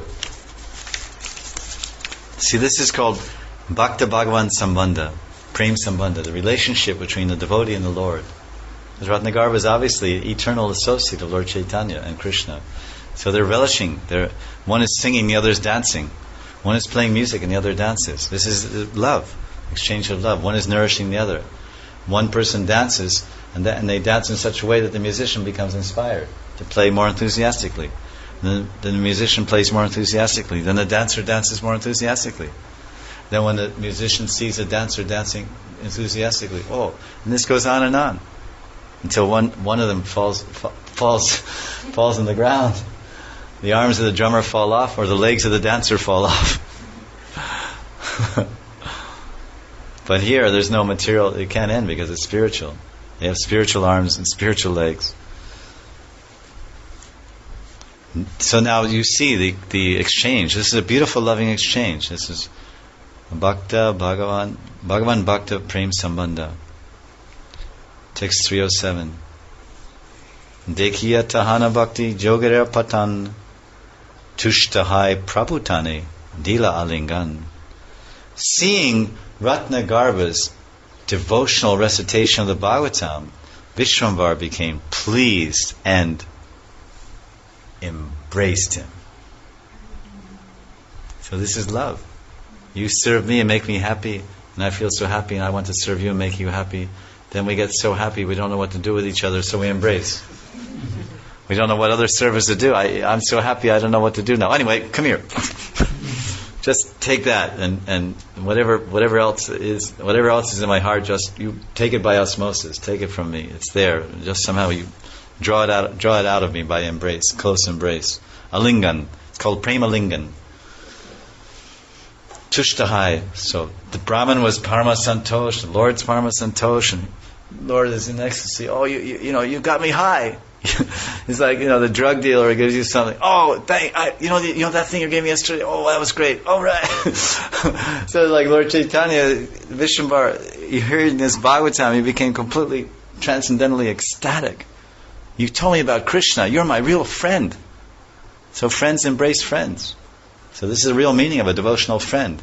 A friend is someone who reminds you about Krishna. Doesn't tell you the latest ISKCON gossip. Did you hear the latest gossip from the banks of Radhakund? Did you hear the latest Gaudiya Math gossip? Oh, really? Huh? Do tell. Then what? And then? Not only that, but the other thing is, you think so? No, is that really true? No, I know, I saw it with my own eye. Oh, you saw it. Well, then it must be perfect because you're perfect. And whatever you see is perfect. So, therefore, I accept it, and I'll tell everybody I know too, based on what you saw with your perfect senses. So consequently, the illusion expands, and by the time the rumor gets around, 3 days later, it's like, first it was a guy, Babaji sat next to a Russian girl, and 3 days later, it was like he got married. Babaji sat next to a Russian girl to tell her about his guru or something. And the same rumor 3 days later was, do you know that Babaji married that Russian This is how rumors fly. They fly and they expand exponentially. Every second the rumor changes in a new shape. You can't, 3 seconds later, you see the rumor now, the gossip, and 3 seconds later you say, you recognize this? No, that's not the thing I started off. It's like some kind of mutation, radioactive from radiation. Rumors and gossip mutates in so many forms. By an hour later, you don't know what it is. Because I've been in the middle of a lot of rumors myself over the 30 years, and people come to me and say, "We heard this about you." I remember one person, I was coming out of the Samadhi, he said, "We heard this." I didn't even know the person. He just right in the public. He says, "We heard this about you. Is that true?" I said, "Whatever you want to believe, you believe. Hare Krishna." I have nothing. I'm not. This is not a court of law. I didn't say all that, but I have nothing to defend. I know what my relationship is, and you think whatever you want. I just said, whatever you believe, Hare Krishna. I left, and he was like, "Oh, gee, I don't know. Is it true or not true?" Anyway, it sounds juicy. It sounds good. I'd rather believe the rumor than whatever this Swami said. So go on. Fine. You go your way, I'll go mine. It's like that. And the other really amazing thing, but it won't tell. Chaitanya Bhagavat Ki Jai. So now we'll leave. Here's our beautiful story. This Ratnagarbha has brought the Lord back to Krishna consciousness, away from the pursuit of Sanskrit studies, which he momentarily dipped into again after his Diksha. And not only that, the Lord is merging in an ocean of happiness, Samudra Krishna Sukha, Manohar, and his students are standing by saying, "Oh my God, here we go again. I think this time we better really look for another Sanskrit teacher. I think he's going too far gone now." So we'll leave these two great personalities together in this loving Prema Lingana, and we'll keep them in that frozen portion of time in our hearts. And tomorrow we'll find out what happened in the middle of that Prema Lingana, loving embrace, because everything should end on a sweet note, and there's nothing more sweet than to embrace someone you love.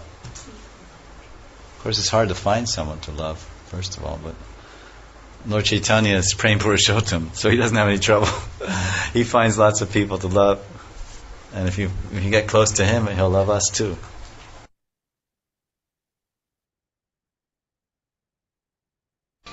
So now Chaitanya Bhagavat.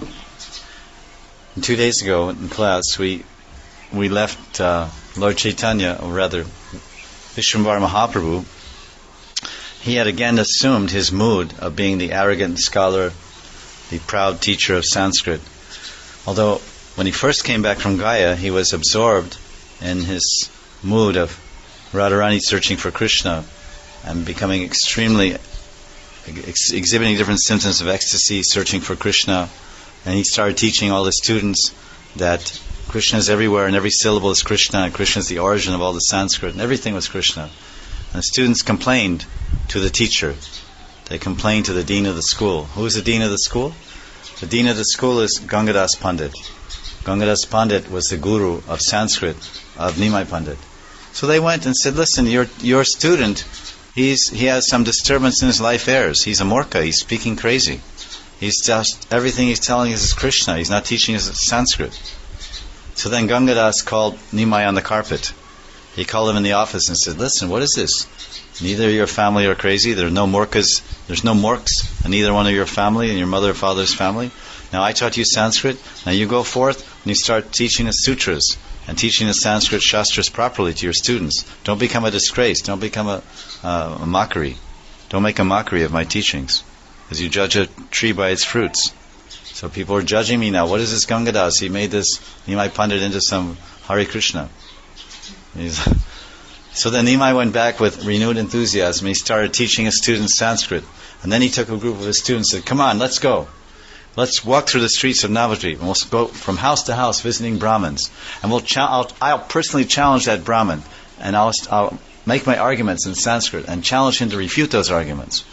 And the students were saying, yes, Nimai, this is the Nimai we knew. This is the Nimai we adored him. Let's go, Nimai, let's fight, let's challenge, let's fight everyone. So he went to a few houses of random Brahmins in Navadvip, and he challenged them, and he defeated them, and all the students said, Jai ho, Jai Nimai Pandaki, Jai ho. Now this is Nimai. Then they came to one door of one Brahmin named Ratnagarbha Acharya. And Ratnagarbha Acharya, he was a great Pandit, but more especially, he was a pure devotee of the Lord.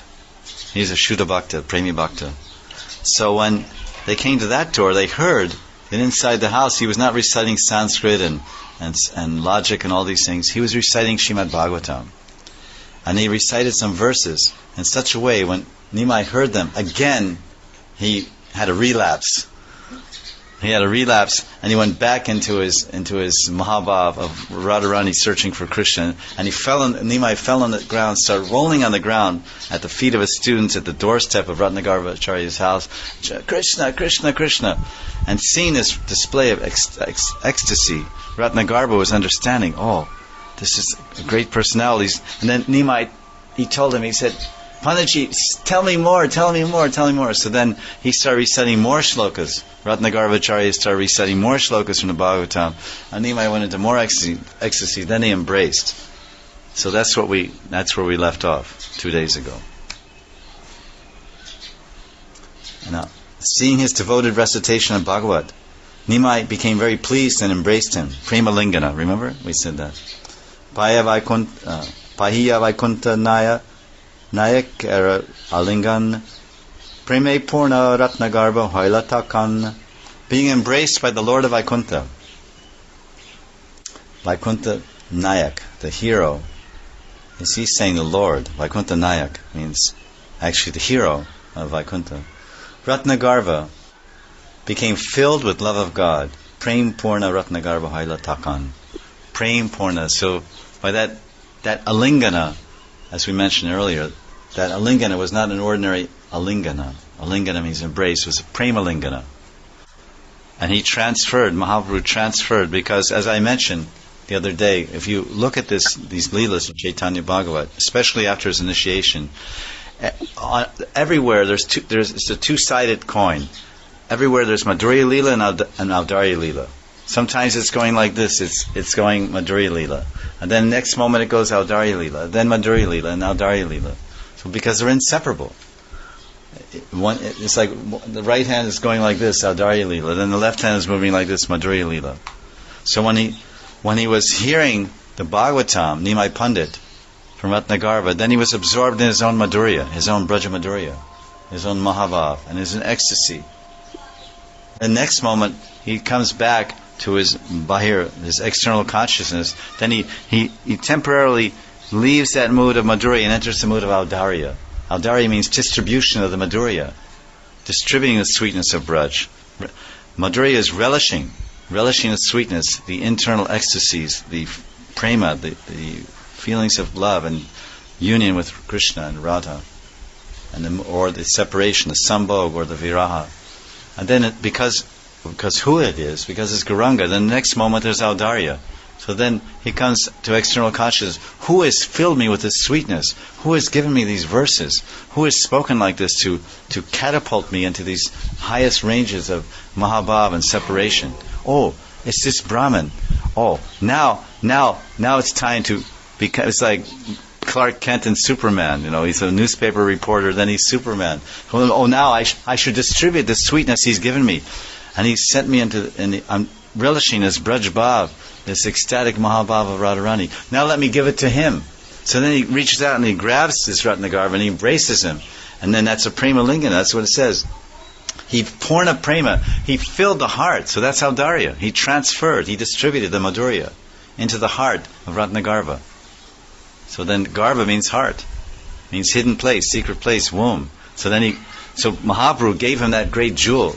He gave him the jewel, Prem Nidhi. Prem Nidhi means the jewel, the treasure of Prem. He instilled it in the heart of Ratnagarbha. So then he really became Ratnagarbha. Because Ratna means jewel. Then he could become an acharya, not of Sanskrit, but or a pandit, but he could become an acharya of prem, Gauranga Prem Sangha, right? So this you see when you understand this, when you read the pastimes of Mahaprabhu. Every verse, one verse is Madhurya, next verse is Audarya, and then it's Madhurya, Audarya, Madhurya, Audarya. Because this is the avatar. Prabhura Charanadari Ratna Garbha Khande Bandi Hoila Dvija Chaitanyera Prema Pande. Ratna Garbha cried loudly as he clasped on to the Lord's feet. Charanadhari, Prabhu Charanadhari.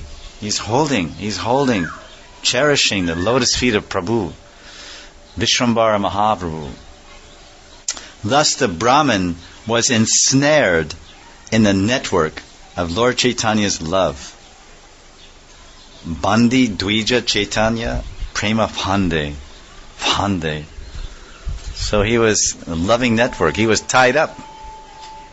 To be so fortunate, we can only pray to be so fortunate to be a Nadia Brahman, and the Lord comes he's doing door-to-door Sankirtan. Has anyone ever done door-to-door Sankirtan here? You knock on a door and sell books. So this Lord Chaitanya is doing door-to-door Sankirtan. Of course, we don't advise any of the Sankirtan devotees to embrace the people. Sir, Hare Krishna, or Madam, Hare Krishna. Hey, you might be not on the Sankirtan party for very long. Maya may sweep you away. But Mahaprabhu he came, Namo Mahavaranyaya Krishna Prema Pradayate Krishnaya Krishna Chaitanya Namne Gorja Say Nama. Prema Pradaya. His business is to taste the prema and distribute the prema. So one verse he's tasting and relishing, next verse he's distributing. So tasting is Madhurya, relishing, and distributing is Audarya. And he's weeping, holding onto the feet, weeping. Puna puna pade shloka, prema yukta haya, bala bala bale prabhu hankara kariya. As the Brahman repeatedly recited verses with love and devotion, the Lord exclaimed loudly, go on reciting, go on reciting. So now, the Brahman, he served the Lord's Madhurya. He served his cause. He said, the Lord wants to relish his Madhurya. Let me read verses. And then the Lord relished the verses. But this is the nature of love. You serve me and please me, but I want to serve you and please you. So now the Lord said, who has done this? He served me and pleased me so much. Now I should do something for him. So then he embraces him and ensnares him and wraps him up in a network of prem, of Braja Prem. So he distributes that to him. And then the Brahman is so appreciative, he's crying, holding onto his feet. Now he's thinking, I am so pleased. I'm so happy with this. Now let me please and serve the Lord. And how can I do that? Recite verses about the Bhagavatam, and again he'll submerge in the ocean of Madhurya. So then the Brahman says, now it's not my turn. What can I do? I can simply recite these verses, because when he when Radharani hears these verses glorifying Krishna's Nam, Rup, Gun, and beauty, then she'll be in ecstasy. So then he starts doing his service. Puna puna pade shloka, lines of shlokas, prema yukta. And now, see, before when we read, it was saying he was reciting pade shloka. He was reciting, but now it's prema yukta, prem yoga. It means it's mixed. Now he's speaking, but he's not just speaking the shlokas, which were igniting the prem of Gauranga's heart. Now when he's speaking the shlokas, they're mixed with prem, because he received that prem from Lord Gauranga. And that's how it happens. That we have no prem, and then Krishna instills a prem in our heart when we're pure, and then we use that prem that he's given us to give back to Krishna. And this is what prem seva is all about. First he instills a prem in our heart, or his parishads, and then when he gives us his prem, and then now we have his prem, now we know how to please him by prem seva. So that's what's happening here. He gave the prem to this Brahman, Ratnagarbha, and Ratnagarbha with that prem now mixes that prem in the shlokas. Now you can imagine what his recitation of shlokas is going to do to Gauranga. And already before, when he's reciting, when he didn't have the prem, and he's reciting the shlokas, Gauranga's rolling on the floor, Krishna. Now we don't know what's going to happen. Dekiya sabarahaila aparupa gyan nagariya sabadeki kare paranam. On seeing this, the local inhabitants, Dekiya Sabara, were struck with wonder. and offered their respectful obeisances. Nagariya sabadheki kari paranham. They were like, wow, what's going on here? This is a dynamic, this is a most extraordinary, astonishing internal exchange of divine love between Bhagavan and Bhakta. And we can't really understand the depths of their exchange or what they're relishing in each other's association. But we can understand it's something amazing, it's something wonderful, it's something sweet, it's something attractive. And the only thing we can do in response is, Dandavat, Prabhu, Dandavat. All we can do is offer respectful obeisances, because we're on the outside looking in. The jar, the honey's inside the jar, and we're on the outside. These two, Bhagavan and Bhakta, Bhagavan Vishwambara Mahaprabhu and Bhakta Ratnagarvacharya, they are relishing the sweetest honey of Madhurya Ras. So, Dandavats, Dandavats, Dandavats. Then Gadadhar said, because Gadadhar was also there, Napadiya ara bharilena Gadadhar sabai vasilena vedi Prabhu Vishwambara. He said, stop. Ratnagar Gadadhar said, stop, don't speak anymore. Then everyone sat down around Vishwambara. Shaneke haila bhaya dristi ghorarai ki bala Prabhu jignase sadai. Because, as you know, earlier, when Nimai or Sachinandan was in some Purvarag, he was exhibiting some ecstatic symptoms and searching for Krishna, wanting to rip open his chest to find Krishna. Then Gadadhar intervened and said, oh, my Lord, please. And Sachimata, she understood that Gadadhar could control her son's ecstasy. So she said, listen, Gadadhar, you always stay with Nimai and protect him. So now Gadadhar is stepping forth. He's stepping forward and protecting Nimai. Vishwambara Mahaprabhu, per the instruction of Sachimata, and per the flow of the Leela, on the dictate of Yogamaya. So Gadadhar is appropriately speaking at this time, because one might say, what is this? Why is he saying stop? Because in the previous two verses he says, Bala Bala Bali Prabhu Hunkara Kariya. Hunkara, he's roaring, hey Acharya, Ratnagarva, more shlokas. But now, with those shlokas he's going to recite, which are filled with Braja Prem, Lord Chaitanya is going to leave his body. He's going to go so much in ecstatic. He's going to become so ecstatic he'll become avasta chitta. He'll become unconscious for days and months.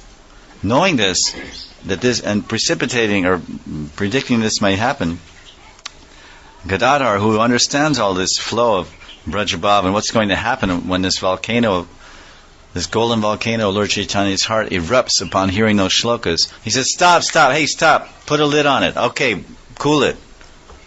Everyone's looking, oh, you're stopping the ecstasies of Vishwambara? What's with you? Because they don't know. Who can understand the mind of a lover except the beloved? Only the beloved knows the mind of the lover. So no one knows the mind of Gauranga like Gadadhar. Who can understand? Because Gadadhar is Radha, and Gauranga is Krishna, and Gauranga is Krishna, also Radha. So then, after a short time, Gauranga regained his external consciousness and inquired, oh, what did I say? What did you say? Prabhu Bali ki chanchalya karilana ami paduya sakala bhale kritya tumi. The Lord asked his students, have I been restless? In other words, for the last hour or so, the Lord's been rolling on the floor in ecstasy, and then jumped up and internal consciousness, then immediately embraced the nearest thing, nearest person near him, who was Ratnagarva Acharya, and wrapped him in a network of prem, and then he started reciting more shlokas, and again they went in their own internal ecstasies. And the students are simply observing all this. And how do they reply to that question? When their teacher, Nimai Pandit, said, have I been restless? And the student said, your actions are glorious. Ki balite pariyama sabara shakati aptagani nivarila nakarya stuti. What power do we have to explain your activities? That's what the students said. What can we say? Then the Aptagon, Apta means own family. The Aptagon, the group of his intimate associates, intervened and told the students, don't indulge in praising him. Bahaya pai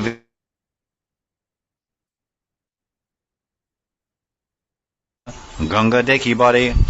Upon regaining his consciousness, Vishwambar restrained himself, and he went with his associates to see Ganga. Sarvagan, Ganga deki. Sarvagan. So he took it. So this is another ecstatic interlude or episode of Gauranga's Nagar Kirtan.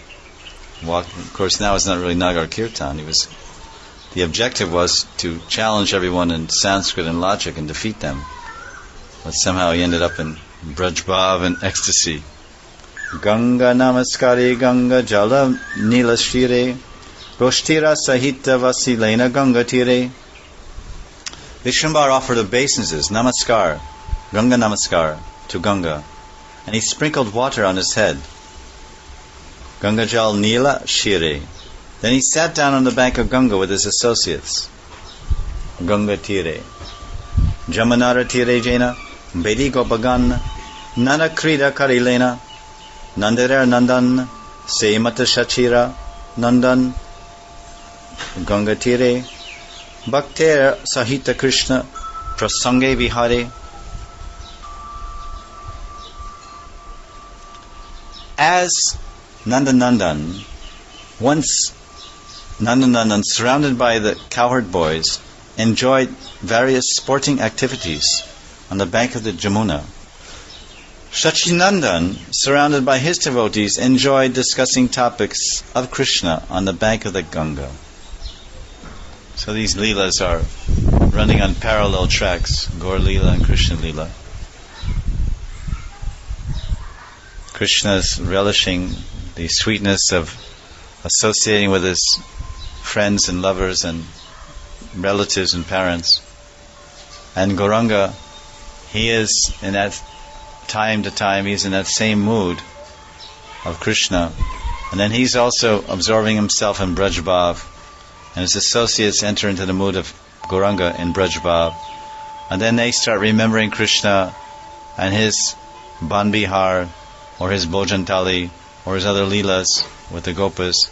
And then they start singing bhajans and entering deeply into this Brajabhav, relishing this Madhurya, this sweetness. Siddhanta Saraswati Pad is telling, as Nandanandan enjoyed his pastimes with the gopis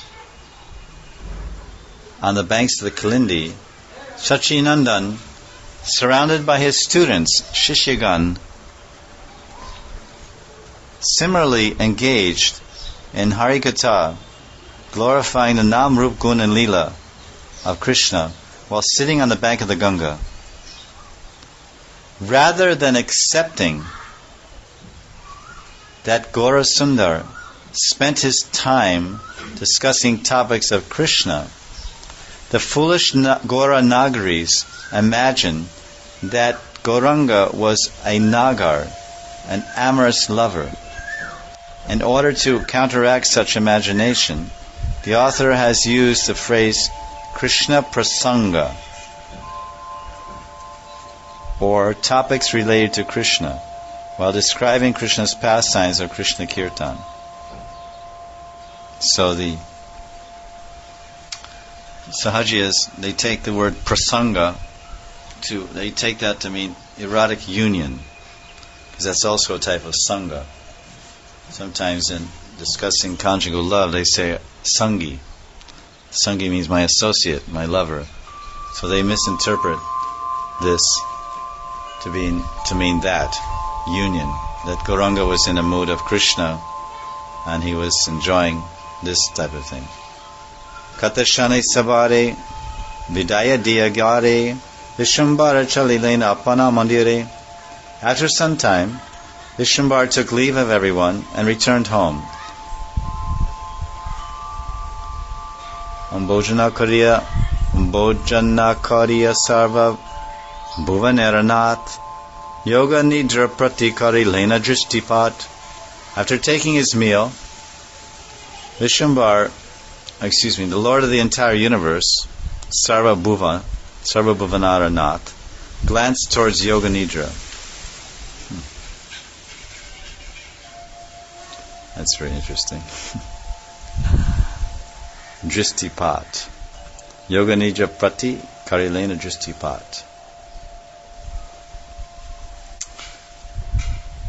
That's a very wonderful way. Just see how the poets, because Vedavyas has appeared to glorify Gauranga as Vrindavan Das Thakur.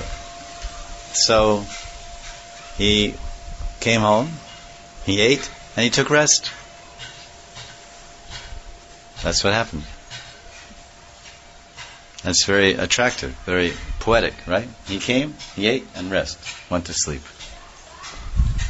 But rather than just saying he came, or who came?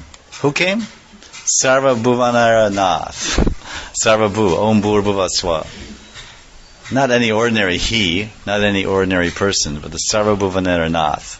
The Lord of all the planets, Sarva Bhuvanaranath. It's a very beautiful phrase to glorify Vishwambar. Another way of saying Vishwambar. Vishwambar means the maintainer of the universe, one who's nourishing the universe.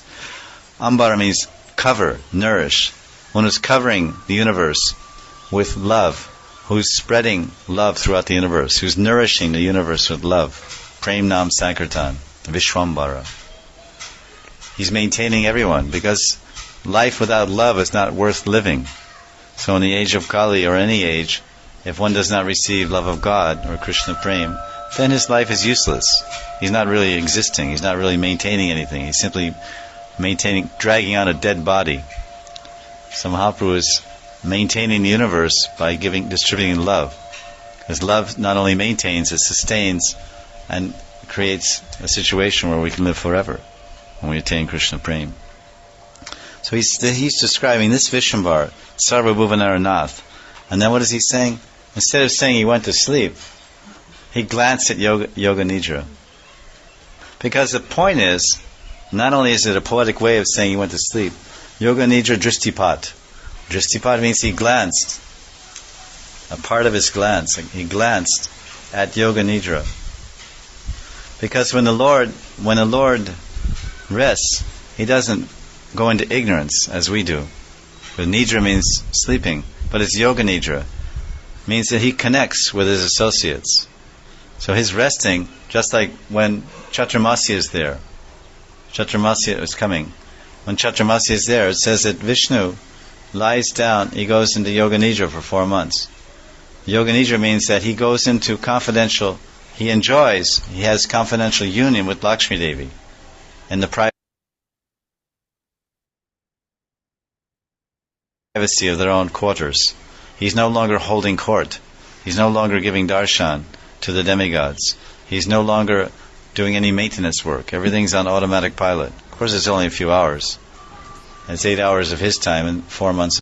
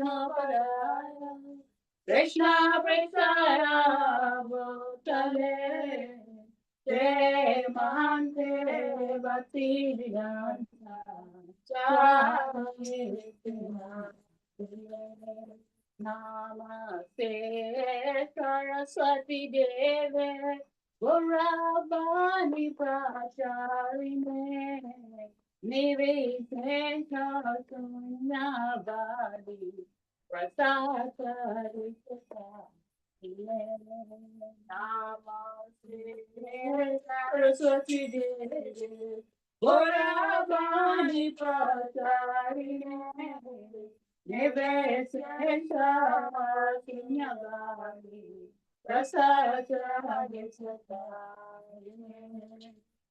Jaya Shri Krishna Chaitanya Prabhu Nityananda Shri Advaita Gadadara Srivastari Ora Bhaktavinda Jaya Shri Krishna Chaitanya Prabhu Nityananda Jaya Advaita Gadadara Srivastari Ora Bhaktavinda Jaya Shri Krishna Chaitanya Prabhu Nityananda Jaya Advaita Gadadara Srivastari Ora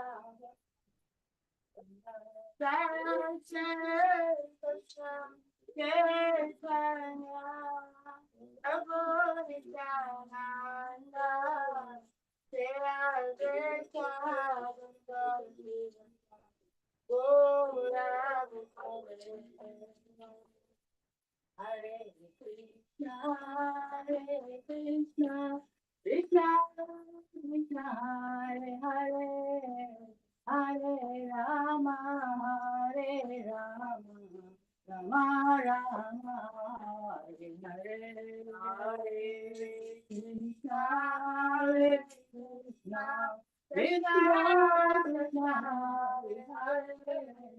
Hare Rama, Hare Rama, Rama Rama, Hare Hare, Hare Krishna, Hare Krishna, Krishna Krishna, Hare Hare, Hare Rama, Hare Rama, Rama Rama, Hare Hare, Hare Krishna, Krishna, Krishna, Krishna, Hare Hare, Hare Rama, Hare Rama, Rama Rama, Hare Hare, Hare Krishna, Krishna, Krishna, Hare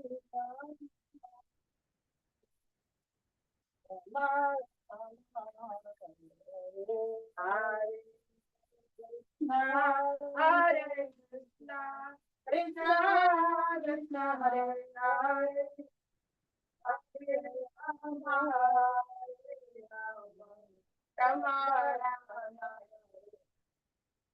Hare Krishna, Hare Krishna, Krishna Krishna, Hare Hare, Hare Rama, Hare Rama, Rama Rama, Hare Hare, Hare Krishna, Hare Krishna, Krishna Krishna, Hare Hare, Hare Rama, Rama Rama,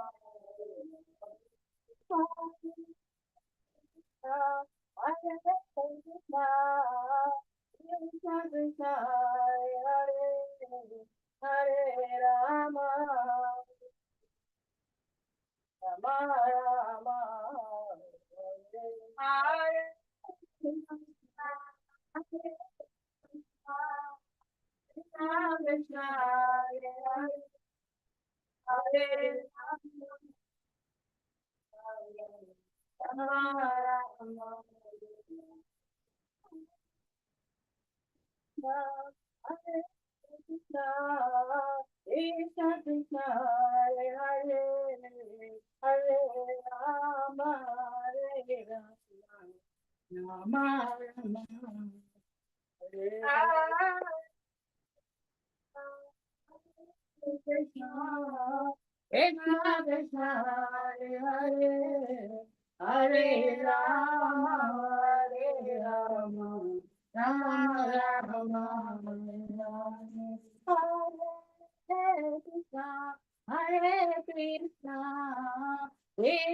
Krishna, Hare Hare, Hare Rama, Hare Rama, Rama Rama, Hare Hare.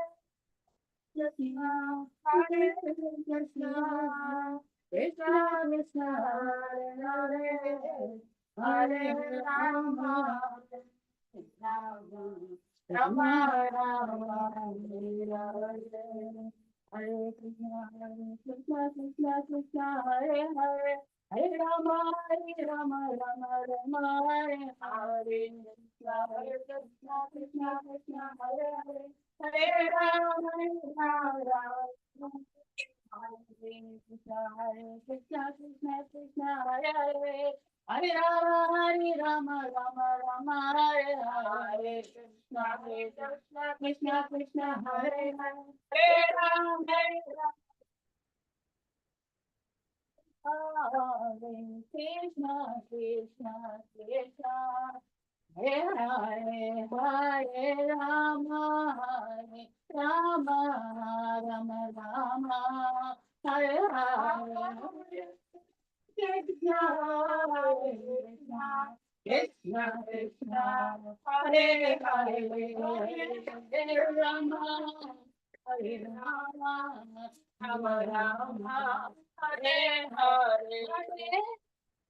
Krishna, Hare Krishna, Krishna Krishna, Hare Hare, Hare Rama, Hare Rama, Rama Rama, Hare Hare.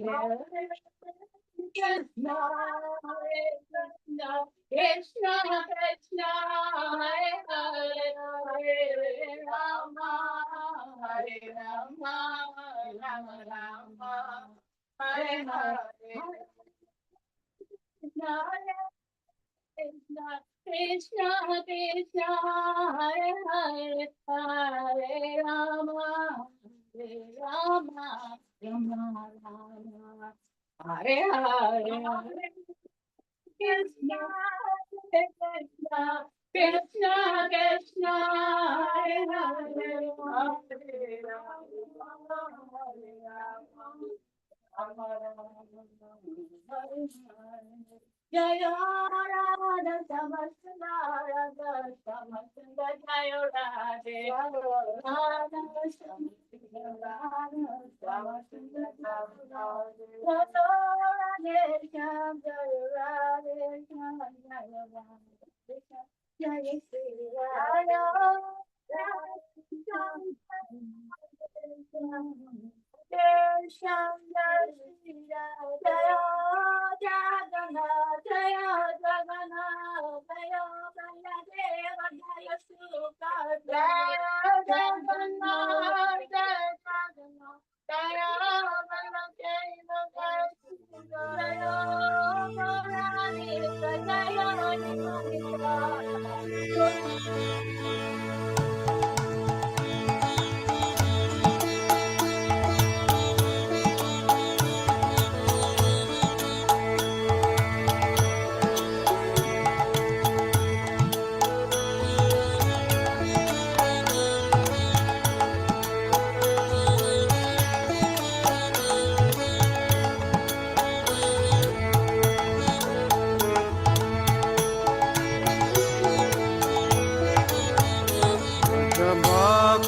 Vatsala Sri Gaurahari,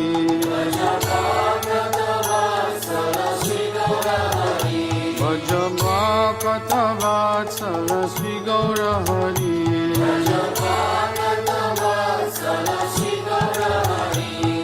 Sri Gaurahari Sahi Goshta Bihari,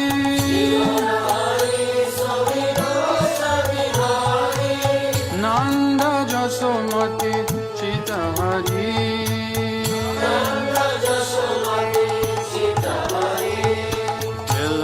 Dhira Damodara Ishaye Kana,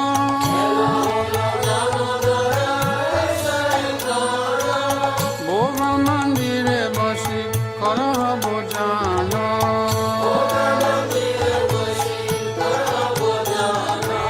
Nandirani Deshi Bashi Giri Baradari,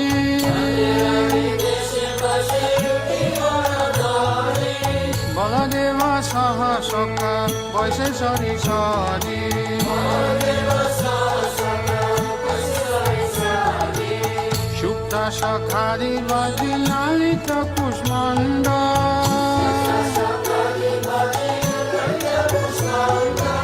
Dalidana Dugda Tumi Dadi Mocha Kanda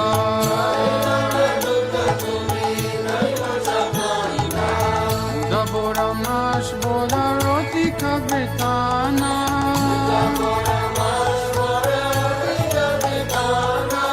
Saskuli Pistaka Kir Puli Payasana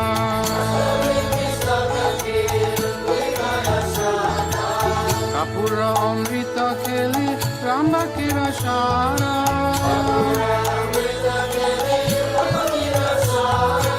Amrita Rasalama Gadasha Pakora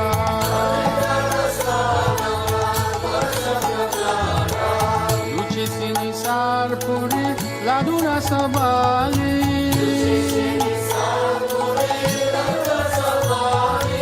Bhojana Korena Krishna Hoye Kutuhali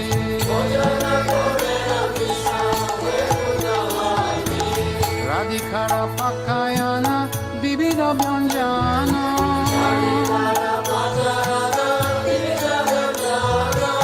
Paramayanande Krishna Korena Bhojana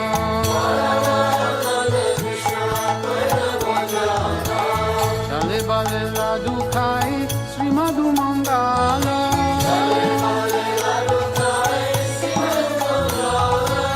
Bagala Bajaya Deya Hari Bolo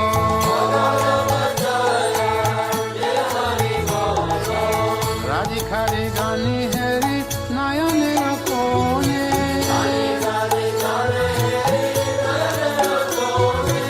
Tripta Hoye Kai Krishna Jasoda Bhavani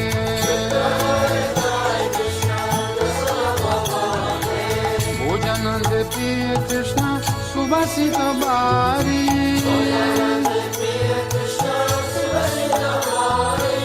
Sabe Mukha Prakaloy Hore Sari Sari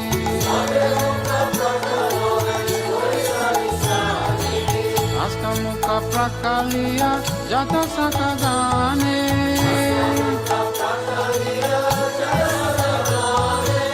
Anande Vishrama Kore Baladeva Sane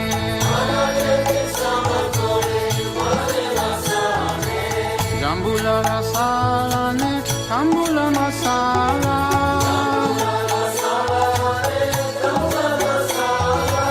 Tahake Krishna Chandra Sukhe Nijagela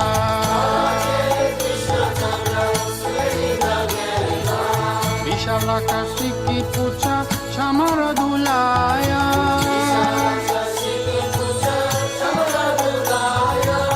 Apurva Sayaya Krishna Sukhe Nirayaya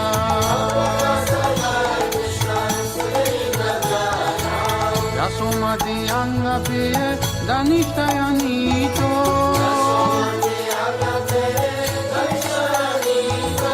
Shri Krishna Prasad Radha Gunje Hoye Prito Lalitari Sakti Gana Avashesha Paya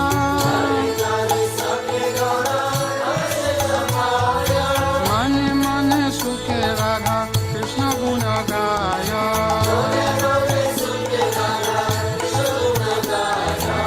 Hari Lila Ekamatra Jahara Pamoda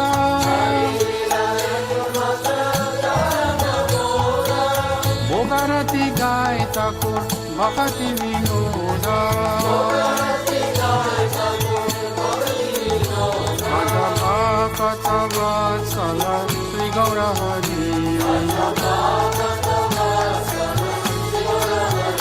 Madhava Katha Vatsala Sri Gaura Hari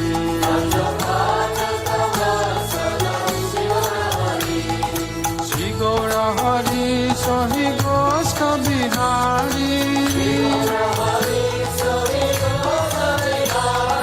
Sri Gaura Hari Sahi Goska Bihari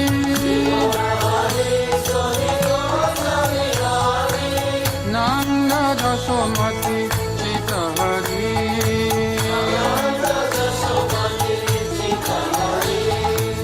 Nanda Jasomati Chita Hari Bhaja Govinda Govinda Gopala Bhaja Govinda Govinda Gopala Bhaja Govinda Govinda Gopala Bhaja Govinda Govinda Gopala Bhaja Govinda Govinda Gopala Bhaja Govinda Govinda Gopala Bhaja Govinda Govinda Gopala Bhaja Govinda Govinda Gopala.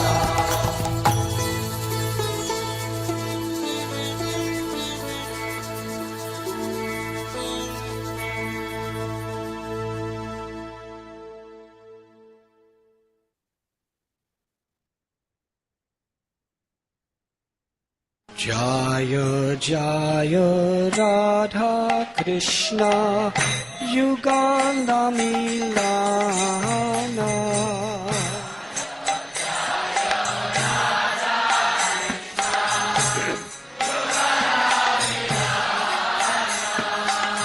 Jaya Jaya Radha Krishna Yugala Milana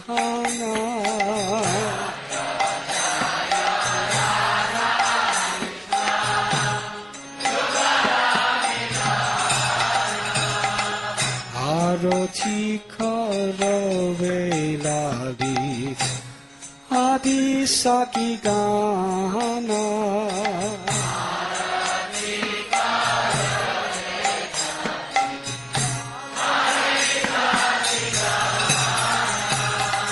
Arati Karaveladi Adi Saki Gana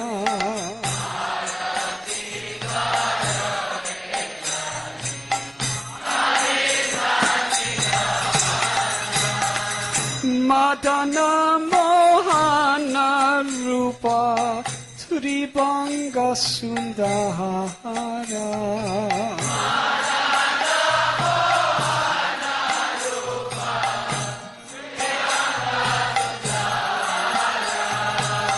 Madana Mohana Rupa Tribanga Sundara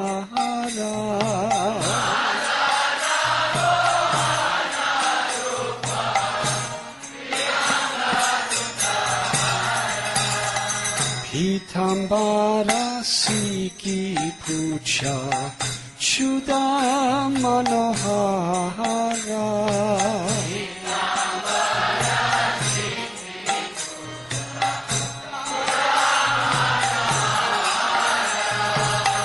Pitambara Siki Pucha Chuda Manohara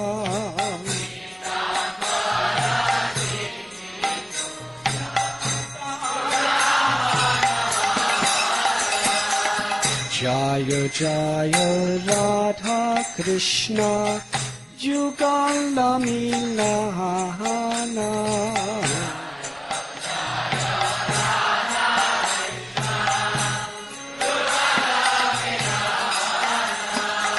Arati Karaveladi Adi Saki Gana